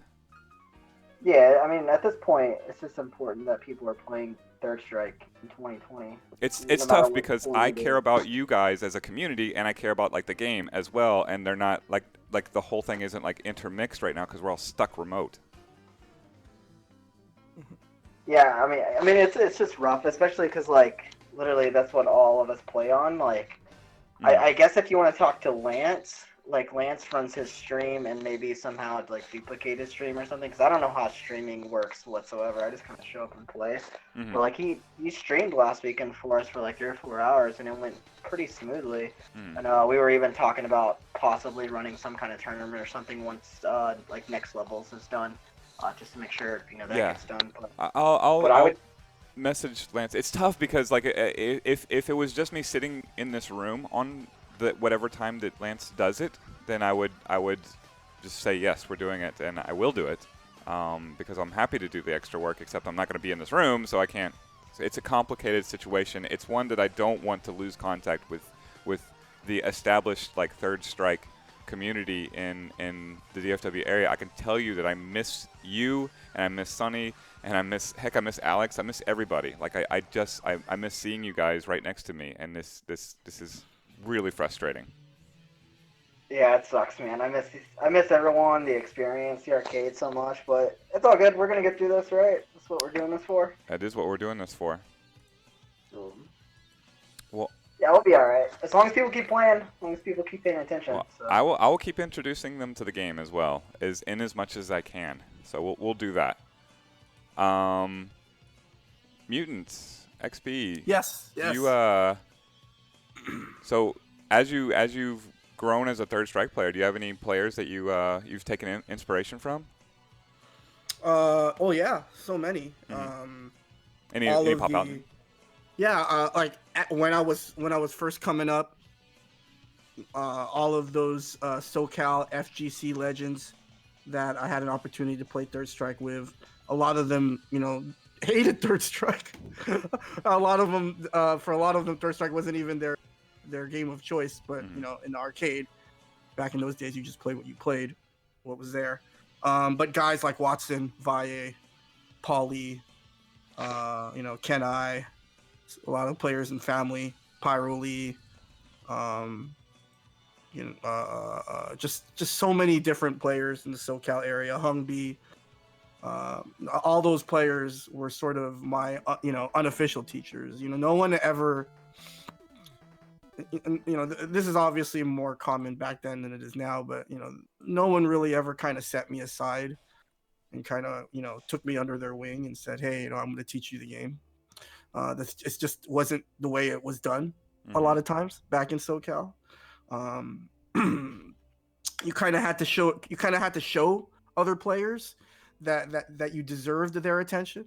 Okay. That you were worthy of them sharing, this knowledge with you. And obviously your mileage would vary depending on the player that you spoke to. But those were sort of my unacknowledged teachers of the game that I drew inspiration from. Well, then you're the perfect person to ask. Someone that in lieu Japanese of players too, obviously. There's a host of other Japanese players. Sorry to. Oh no, go ahead. I wanted to. I kind of wanted to mention the Japanese players, and I hope this is okay to mention, Chris. Please. But earlier this morning, at least I learned that due to the COVID-19, Game Newton will be closing its doors, and Game Newton.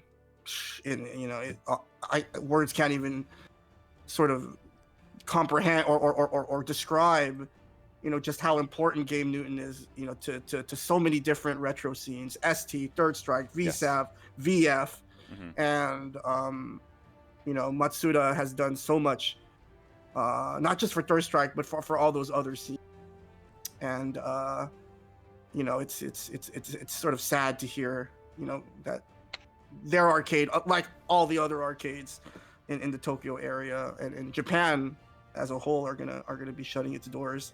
But I had so many other Japanese players that I drew inspiration from. Obviously Sugiyama. I had some Ken players that I paid very close attention to coming up. Daigo, Spellmaster J, his G-rated version of his name. Eno. I always enjoyed watching him play. There was a Dudley player. I believe his name was Erotic Teacher. I think that's how you translated it. Dude, I haven't heard that in so long. Yeah, oh my God. dude, these are all. And this was a time when it wasn't that easy to get footage from Japan. I couldn't just fire up YouTube and go to the Shen. Shout outs to the Shen over there in the UK. And I could have just go to the YouTube's Shen channel and just watch whatever matches I wanted. You had to kind of know a guy to, and so Japanese footage. Download them through torrents. I think it was like BitComet. Dude, even before torrents, man. This is before torrents. Oh, like, man. So, like, I think you Yeah. could download all the trade taping, VHS, just Yeah. private servers. I mean, Back in the day, you throw up the dial-up and you just put it down for a 2.5 meg video and then let it go overnight. Day, Yeah. for the whole day, and then you wake up and you realize you're. Yeah. Oh, and then you rage. Yes. Yes. So frustrating, but yeah. So yeah, I had obviously a host of other Japanese players that I drew inspiration from. Yeah. What would you have as advice for a player looking to improve without a direct mentor like you had to do? What's the avenue for a player to go from I learned the moves to I'm going to be a better third strike player? Yeah, I think that's kind of where it starts, Chris. Right? Mhm. They're trying to figure out what your goal for the game is. Mhm. Like why are you playing third? You know, what are some, you know, what are your goals as far as personally in the game? Mhm. And then kind of start from there, and then just kind of figure out, okay, so how much time do I want to devote, you know, in order to kind of achieve this goal that I want to achieve. Um, you know, don't take the route I took. I was a very lazy player, Chris. I hardly practiced. You know, obviously it was difficult, way more difficult. I find it hard to back then, believe that right? you were lazy. Than it was. I think you were lazy in I your was own a mind. pretty lazy player. People who know me and people who played with me when I was younger, you know, even some people today will say I'm a lazy player, but I'm a pretty lazy player. And I didn't really, you know, and again, I'm not going to explain why, because I think everyone has the right to kind of, you know, determine how much third strike means to them, you know, Mhm. because, you know, people have different lives, they're dealing with different things and working on different stuff. But, you know, clearly, you know, back in those days, it was a lot more difficult to practice, because, you know, this is pre-port. Then there was the Dreamcast, but even when the Dreamcast came out, and so I think it's really important to kind of set a goal for yourself, figure out, okay, what exactly do I want to do? You know, why do I play this game? You know, what am I trying to accomplish? And then, you know, kind of go from there, develop a plan, figure out how much time you want to spend. I also think, you know, reaching out to some of the online communities that we have for the third strike scene Mhm. can be important. I think in the last few years, I think, you know, not to get too much into the history of the third strike scene, but I think I'd like to think that we're getting a little bit more to newer players. More what? I don't know what friendlier to newer players. I don't know, Wax. How would you feel about that? I mean, obviously, you're a newish player, and so I don't know how your experience has been with the third strike scene, and how welcome you felt. But I think a lot of the online communities are getting better at welcoming new players, and so I definitely encourage you to reach out to those online communities. Watch videos. There's so much third strike footage, and just, you know, as hokey as it sounds, kind of don't forget to have fun. Mhm. And, you know, don't forget to remember what drew you to third strike, because to me, Chris, at the end of the day, it's all about the game, right? Like, I mean, I know you're an ST head, and you probably have the same feelings about ST that I have about third strike. Yeah, but But I love third strike as well, and I want to yeah. see Poison come out there and start talking smack. But if you could only take one game into your COVID-19 bunker, right? Like, we all know what game that was. it wouldn't right? be Super Turbo. Oh, really? Okay. Well, it wouldn't be third strike. It wouldn't be Third Strike or Super Turbo because, and this is the problem, all I can play with here are Hello Kitty Sim and like whomever, Hang time. and it's just like it's so frustrating. Like I said, I went out to play Magic the Gathering, the card game, just to play with somebody. I want to play with somebody. So, my goodness, can I just take a person? Like that's the thing I want. I want to play anything with anybody at this point. So, it's you're not wrong in that I prefer playing Super Turbo over playing Third Strike. But at the same time, like, oh my goodness, I would just love to just have somebody sitting right in this chair and Third Strike right there and just figuring out how to get Hugo going. Yeah. Very Yeah, frustrating. and whether it's third strike or ST or VSAV or Marvel or CVS2, the people, you know, that we, you know, that free play, you know, the people in the FGC that I think free play likes to cater to, Chris, and correct me if I'm wrong, you know, are the people that have been playing this game for a very long time. And, you know, there's something to be said about, you know, players like us who have sort of devoted, you know, so much of our lives to a single game. And so, you know, my last piece of advice is just to kind of remember what got you into third strike to begin with, right? You know, just remember what was it about the game, because it really all boils down about the game. You know, there's a reason we're not playing Battleship, or no offense to Battleship, or or anything else. There goes right? Tuesday Night Fights Battleship. Yeah, sorry. Sorry, I guess It's all I good. should have. It's all good. It's all good. You're good. You're good. You're But good. yeah, there's a reason we're not playing that game. There's a reason we're playing Third Strike, because it's really about the game, and it's hard to put into words, but it's just there's something magical about the game, and I don't know, Wax, if you want to sort of chime in, or Arthur, but there's just something about the game, whether you're playing it or whether you're spectating it or whether you're watching replays of it or video or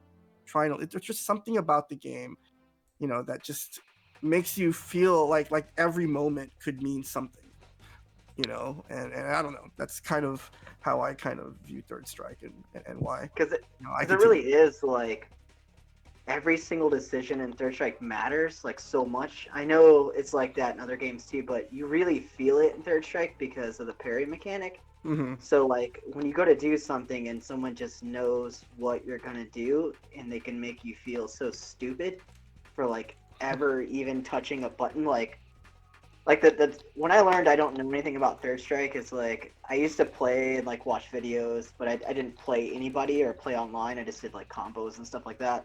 So when Free Play, like 2 years ago or so, maybe a year and a half ago, like they were like, "Oh, you play Third Strike, right? You're a Third Strike guy." And I'm like, "Yeah." And they're like, "Well, this guy Yuki's here. He's really good. Go play that guy."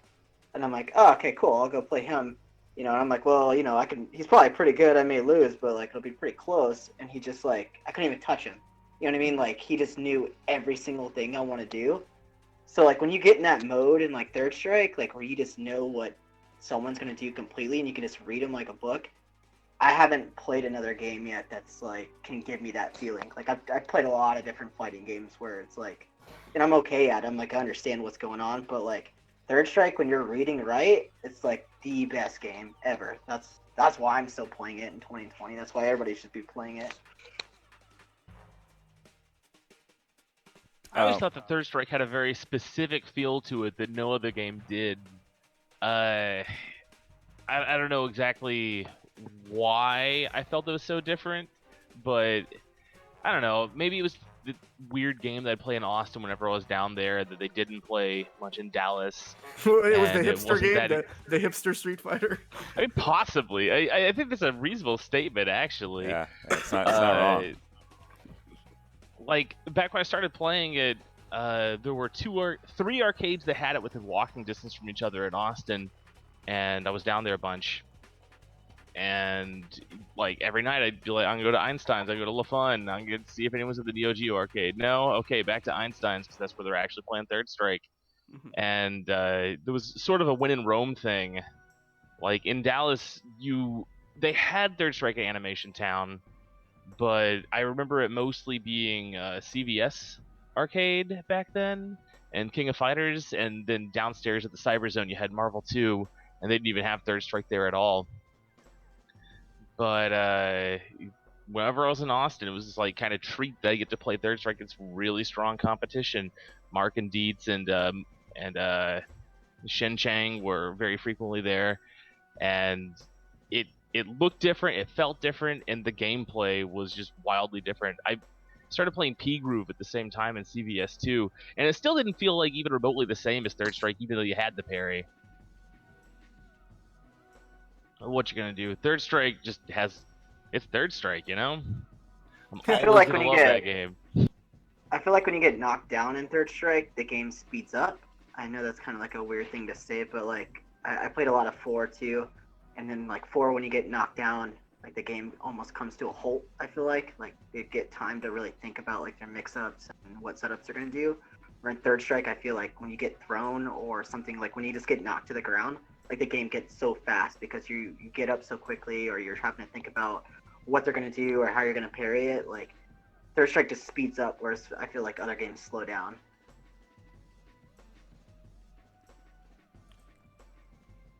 Let's see. For me, it's always going to be like my first love of Third Strike is just going to be the presentation.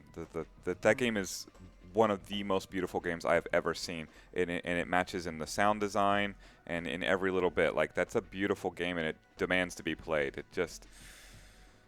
I love the character models. I love the diversity of it. Like Street Fighter 2 feels like a very jaded game by comparison. Like it's just a bunch of like collection of of characters that are ripped off from movies of the 80s, and it's kitschy, and I dig it for nostalgic purposes, but like I definitely like cringe at some of the caricatures there. When I look at Third Strike, like there are so many interesting characters and things happening in the background and everything. Like it's a game that says I want to play it. Like it's so much. I want to make them do what they do because it all looks so cool. And then when I see it played at a high level, and I'm fortunate enough to live in an area where Yuki Spencer lives, like to see him do what he does is inspiring every single time. Like it's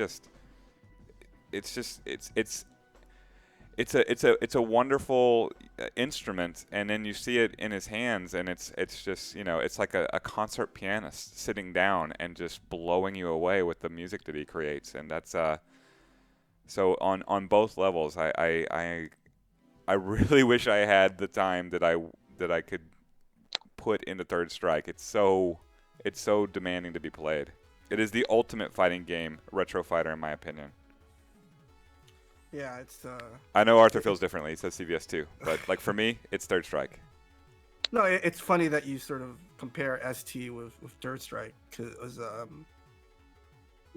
just sticking back on the first Street Fighter 3 game. Mm-hmm. It's Third Strike, the radical departure between the first two Street Fighter 3 games and Third Strike is so it's so noticeable. It's so obvious just how far they've taken the concept of the parry and sort of try and integrate it throughout the entire game. Because in the first Street Fighter, the parry was it felt like just like another mechanic. You know what I'm saying? Like it didn't feel like it necessarily, like it didn't seem like the developers knew exactly make it so that the parry sort of affected almost sort of everything about the game. Yeah. Right. And it wasn't until Third Strike that it seemed like they got it right in that regard. Yeah. No. It's sort of a typical experience with Capcom fighters too, because Street Fighter 2 was that way, and Alpha was that way. Like, it took a while for them to get what they were doing. It feels like it feels like high art. Like the high art of the 2D fighter. Like Super Turbo for me hits it. Hyper Fighting's very good as well. Third Strike is the magic elixir there. And then like I don't know if they've tried to update Third Strike further, like they have Street Fighter 2 where they release Ultra and all these other things, and it's just like no, the art was created there. That's the formula. That's where it tastes the best. I know, Arthur, you have a background. I got an interesting story about that, actually. And I was going to bring it to you with Street Fighter 4 as well, because I know it like passed it by in your head. But yeah, go ahead. But in Third Strike, at one point in time, Capcom America was actually looking at making a rebalance of it. And an acquaintance of mine was applying for a job as designer of that, and he kind of would have been like David Serlin was on HD Remix. Mm-hmm. They ended up with Online Edition in the end, which is probably for the best, rather than making like a Street Fighter 3 Third Strike Final Tune or something. Mm-hmm. And we spent a long while musing on what we could do for characters.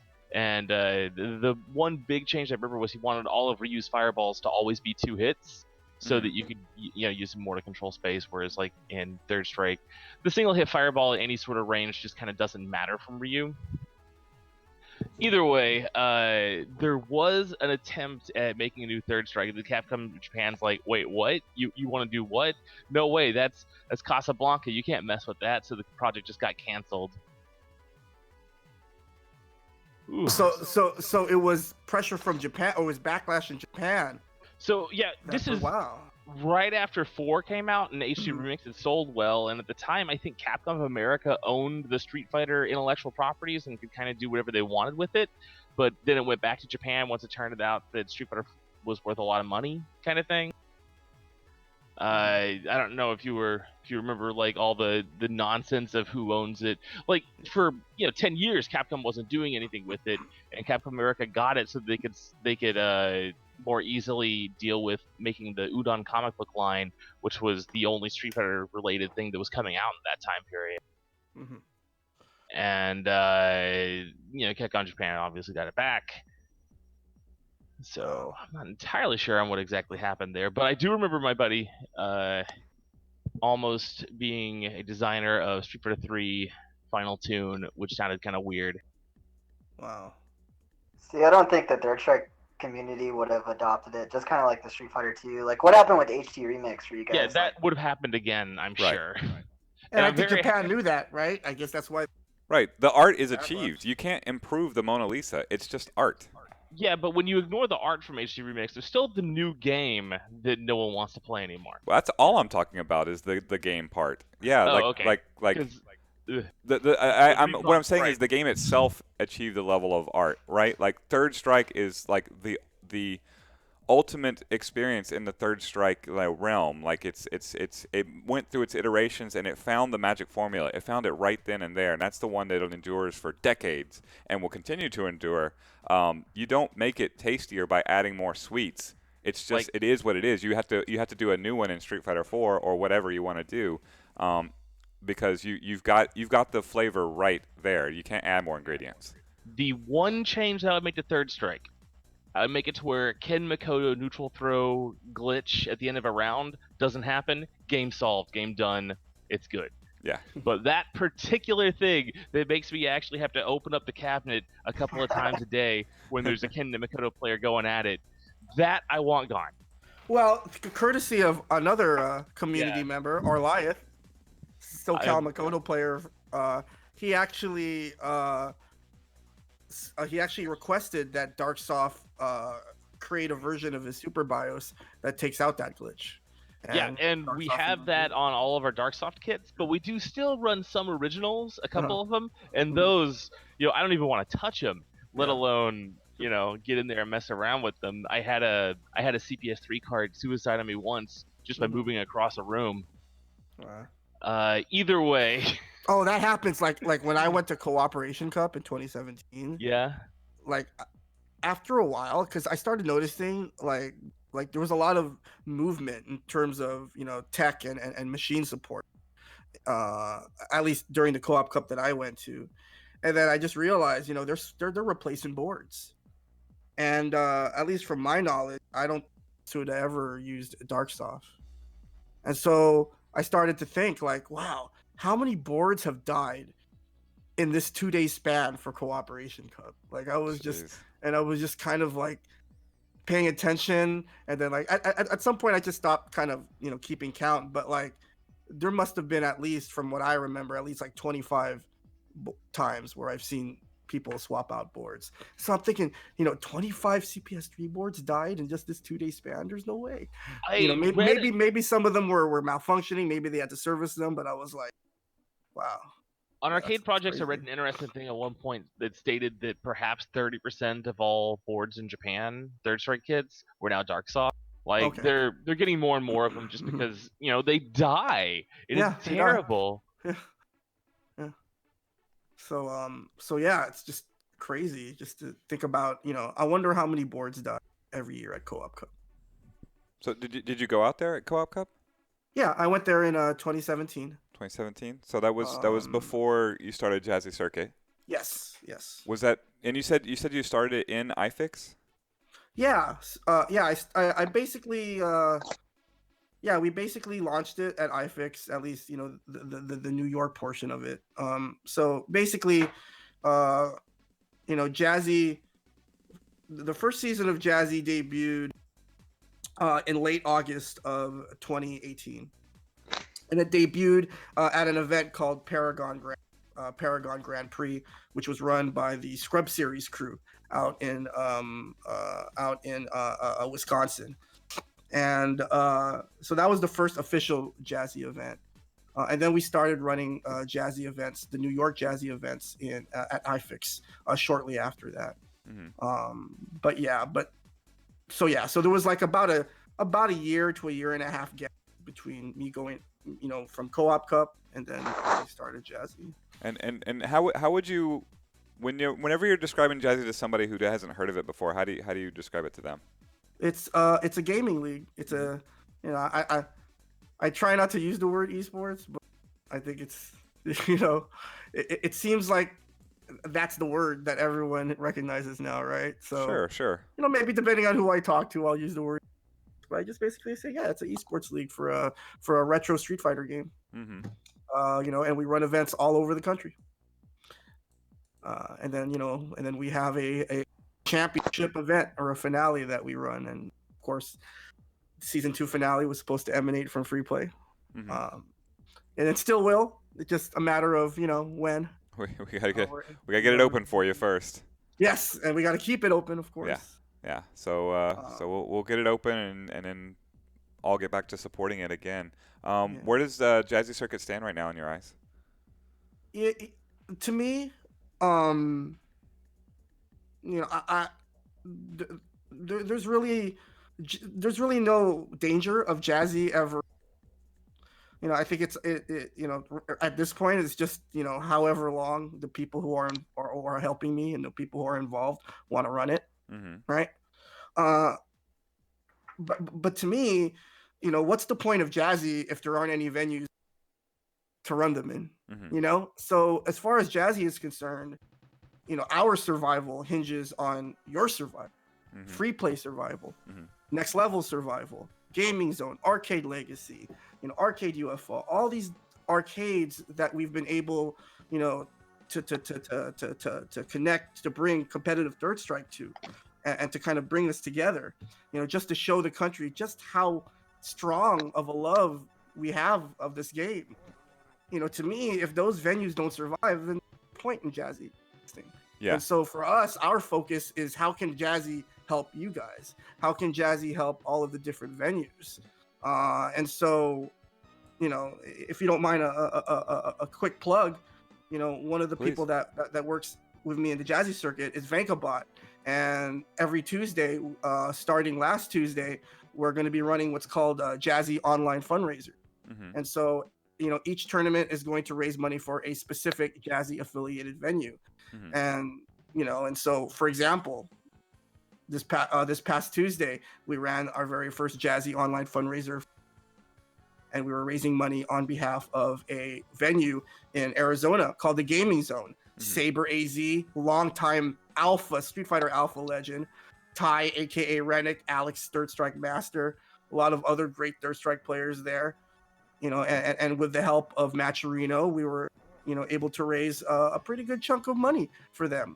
And so, kind of like what I said before, the Jazzy's focus right now is helping you guys, helping your venues, because if you guys aren't around, then what's the point of Jazzy being around? We really appreciate your continued support. Like I feel like Jazzy Circuit's greatest frustration might be its greatest benefit right now, which is you don't have a specific, you don't own a venue. We're you can survive. As you said, you can survive because you don't have rent. I guess you have wherever your cabinets are sitting, but that's the next level. Jazzy Circuit should endure. It's just a matter of keeping all the venues open as well. Your Tuesday tournaments, is that linked through your website, jazzycircuit.com? Actually, the website you want to link people to is our Smash, and that's smash.gg/circuit. And that's kind of sort of our official league page, and we've just sort of revised the page, just to kind of reflect what's going on with the suspension of the league. We have links to some of our Jazzy affiliates, including yours. Smash.gg/Jazzy Circuit. Yeah, where people can donate to individual venues. Just some information about the circuit itself and its history, and it does include a link to Vankabot's Twitch channel somewhere there. And so basically every Tuesday, Vankabot runs Bruise Day Tuesdays, and starting this past Tuesday, he's been running Jazzy Circuit online fundraisers for venue relief. Each tournament is going to be raising money. Each tournament will be raising money for a specific venue. Obviously, we talked about this, Arthur, before, and so whenever free play, is interested or whatever, and I think the reason why we kind of came up with this idea is because we wanted to give your patrons, right, not just players all over the country, but really the players that you most notable, you're that most frequently. Sorry to interrupt, Mutant, yeah. But was it smash.gg/the Jazzy Circuit? Yeah, the Jazzy Circuit. Got it. The Got it. Jazzy. Sorry. I'll put that on screen. You continue. Yeah. And so, like, kind of the reason why we decided to run this is players that normally attend these local venues an opportunity to support you guys and play Third Strike.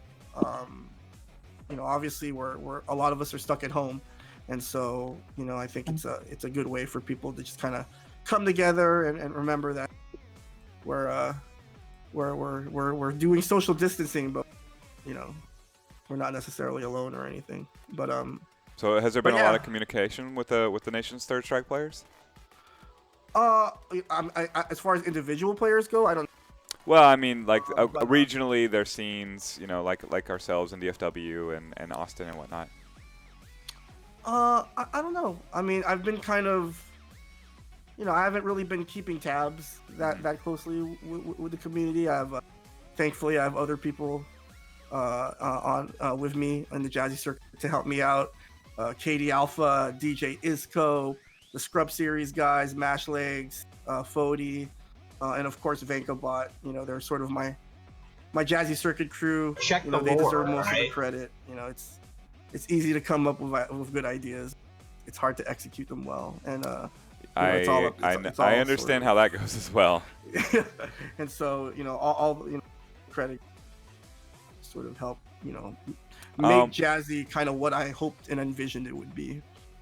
So you're doing all this for Third Strike. What can we do for you? Like, how can we help you in all this?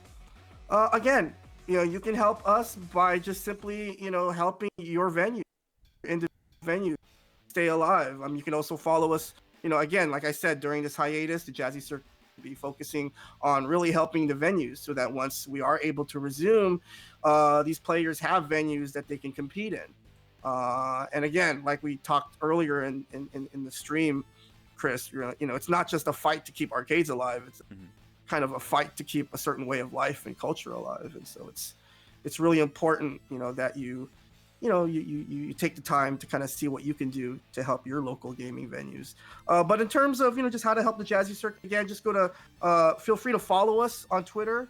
Please follow us on Twitter. Our Twitter is @thejazzy_circuit. Pretty easy to remember. And so that's our Twitter handle. So please follow us at the Jazzy Circuit. Pretty sure I'm following you now, but if not, I'm going to do it right now. I'm pretty sure I am. And also, you know, if for anyone who is interested in entering or donating to our Jazzy online fundraisers for venue relief, you can just go ahead and go to bruiseday.vankabot.com. I typed it in the chat, Chris, but bruiseday.vankabot.com, and that'll take you to the sign up page and the Matcherino page for our for all our Tuesdays tournaments. Again, this past Tuesday we were raising money for the Gaming Zone in Arizona. Next Tuesday we're going to be raising money for Arcade Legacy, which has a string of arcades in Cincinnati, Ohio. And so, you know, there's we have April lined up. We're still, you know, talking and with venues who are interested about, you know, when we're going to schedule the JOFs in May. But you know, definitely follow those two things: our Twitter at the Jazzy Circuit. You can also follow me at MutantXP. Well, there we go. I haven't done that. Get this right here. And definitely keep bruiseday.vankabot.com. Remember that sign up page will change every week to reflect the different tourney and the different venue that we're raising money for. And Wax, and Wax, do you have PS4? I do. You still there, Wax? Yeah, I do. I'm on there. Wax_SPK. So you entered? Did you enter? You entered the last JOF, right? I didn't even know about it until last second, and it was fiance's birthday. So even though we're quarantined, I can't really be like, hey, I gotta play some Third Strike. My apologies. Third Strike's Yeah, important. I don't know. Is Tuesday one of the days where you do your delivery? Me? No, but it is the day I do Tuesday night fights. So, okay. But it's every Tuesday. Yeah. Well, you know what? You know, I don't know how we would set this up, but it would be really cool if like there was a way where you could participate in the tournament, and then maybe we can come into agreement between us and Free Play, where you can sort of co-stream it, right? Like you would be streaming your experience through the tournament from your experience on your channel. I'd be I don't down know. for I making think it. that'd Well, be a cool I was idea. gonna make Tuesday night fights in 8 days. Oh, Yes, let's keep. Let me know what day is best to do that, and then yeah, we'll do something like that. We'll have Tuesday night fights be that, and encourage people to join the tournament. And then if you're cool with us, putting it up on this stream as well, we'll simulcast the tournament itself. And of course, guys, when you're ready, we're more than happy to to host, maybe one day a JOF for free play. Okay. And I definitely think a lot of your local play. And another thing, we're allowing the venue to choose the platform. Mm-hmm. So, all of the JOFs this month are on PS4, but that's not because it's a rule. It's because, each individual venue has agreed on that on that platform. But, if, ultimately you guys decide you want to do it on Xbox 360, we could do the JOF on Xbox 360, whatever works best for your community. Sounds good. Yeah, keep in contact with me on that, and let's figure out a day, because I will have to plan the Tuesday night. Tuesday night happens to be when we do Tuesday night fights, and we traditionally have. So, doing it on Tuesday will be something we'll have to schedule. But I still would like to help. Definitely. Thank you. Oh yeah, my pleasure. I feel like most of my other questions were more about like how we could help you and your quest to help Third Strike, but reflecting back on the venues and helping us survive this is certainly paramount to us already. Like, there's our link right there, freeplayinc.com/savethearcade if you'd like to help us. But I feel like revisiting this with you whenever we're on the other side of this and we have saved free play and the doors are open again, because it's helping you, because you're a guy who selflessly does this for the Third Strike scene. I don't think you're making a ton of money doing Jazzy Circuit. I suspect it's the other way around. So how we can aid you once we get back on our feet is something it's a very pertinent discussion for me. Let's kind of loosely put it on the books for whenever we do save free play, having you back and revisiting that subject again, so that we can give Mutant some of the breaks that he deserves too. Well, I appreciate your willingness to help, and you have helped tremendously already. Obviously you guys have agreed to host the finale, and so as our hosting sponsor, we really appreciate all you've done for Jazzy, and hopefully we can continue doing this for years to come. Well, for me, it's been my pleasure. I don't know, Arthur, do you have thoughts on it? I mean, I'm happy to run all the Jazzy tournaments that I can. I'm looking forward to getting back at it. And that's really my big thing about Third Strike. Yeah, I want to run the play tournaments it again. Yeah. And Wax, I better see you at the next JOF. Yeah, I'll be on there. All right. I entered the tournament. What is it, next weekend for next level as well? The online portion and the PS4 one. Oh yeah, so Next Level is running a fundraiser, and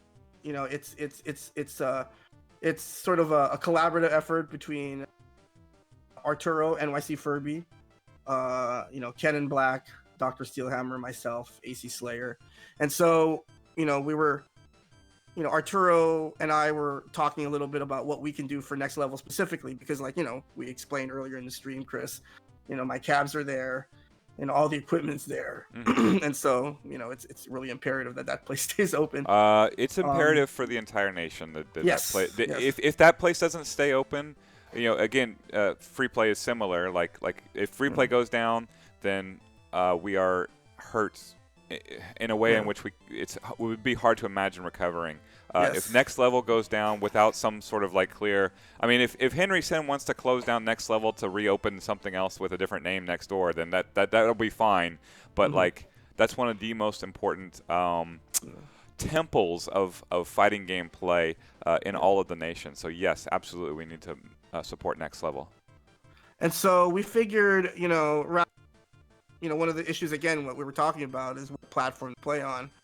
And so we kind of just figured, okay, you know what?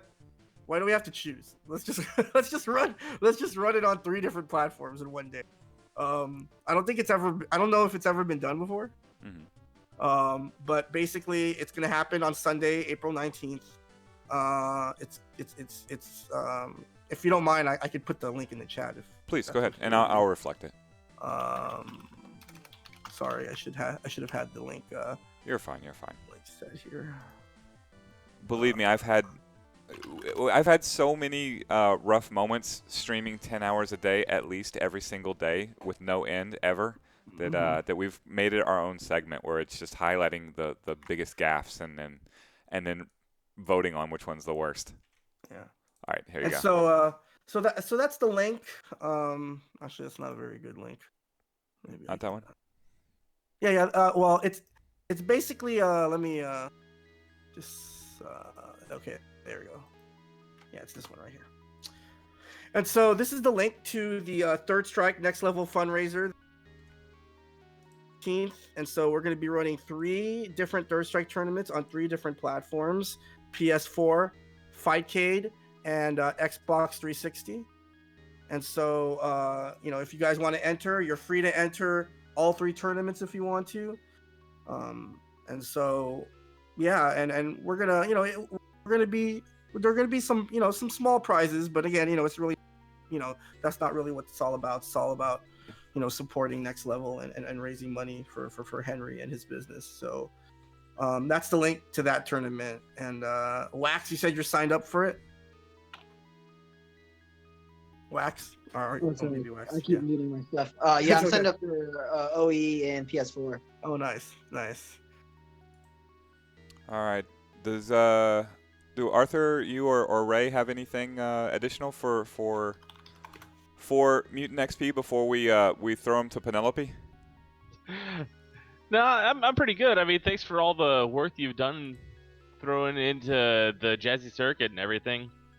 Yes, and I appreciate, you guys believing in it and participating in it. We so still it's great. believe in it. Very We still happy believe in it. to.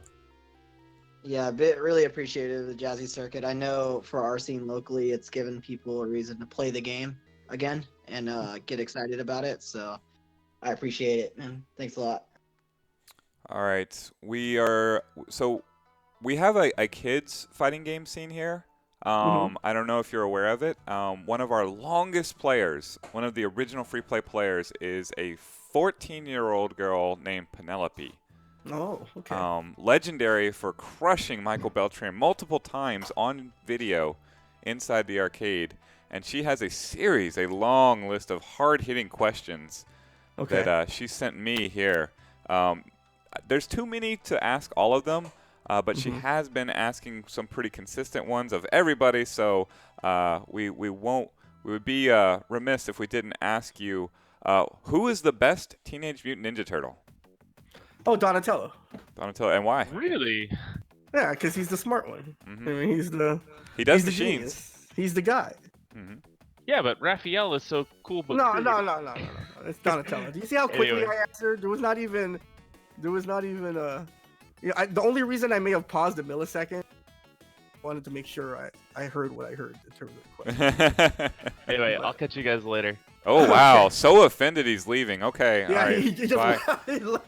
I guess still Donatello contentious. is, of course, my first pick of the old NES game. Anyway, later, guys. All right. Later, Arthur. Yeah, very, very contentious question. That's why Penelope has these questions. They are the hard-hitting ones. I like this. I like where this is going. Yeah, let's see. Yeah, again, I can't ask them all because there's so many of them. Let's bring down that for a second so we can see the chat. Let's see which one. Do you have any secret hobbies? What are they? Or Secret what would one of hobbies? them be?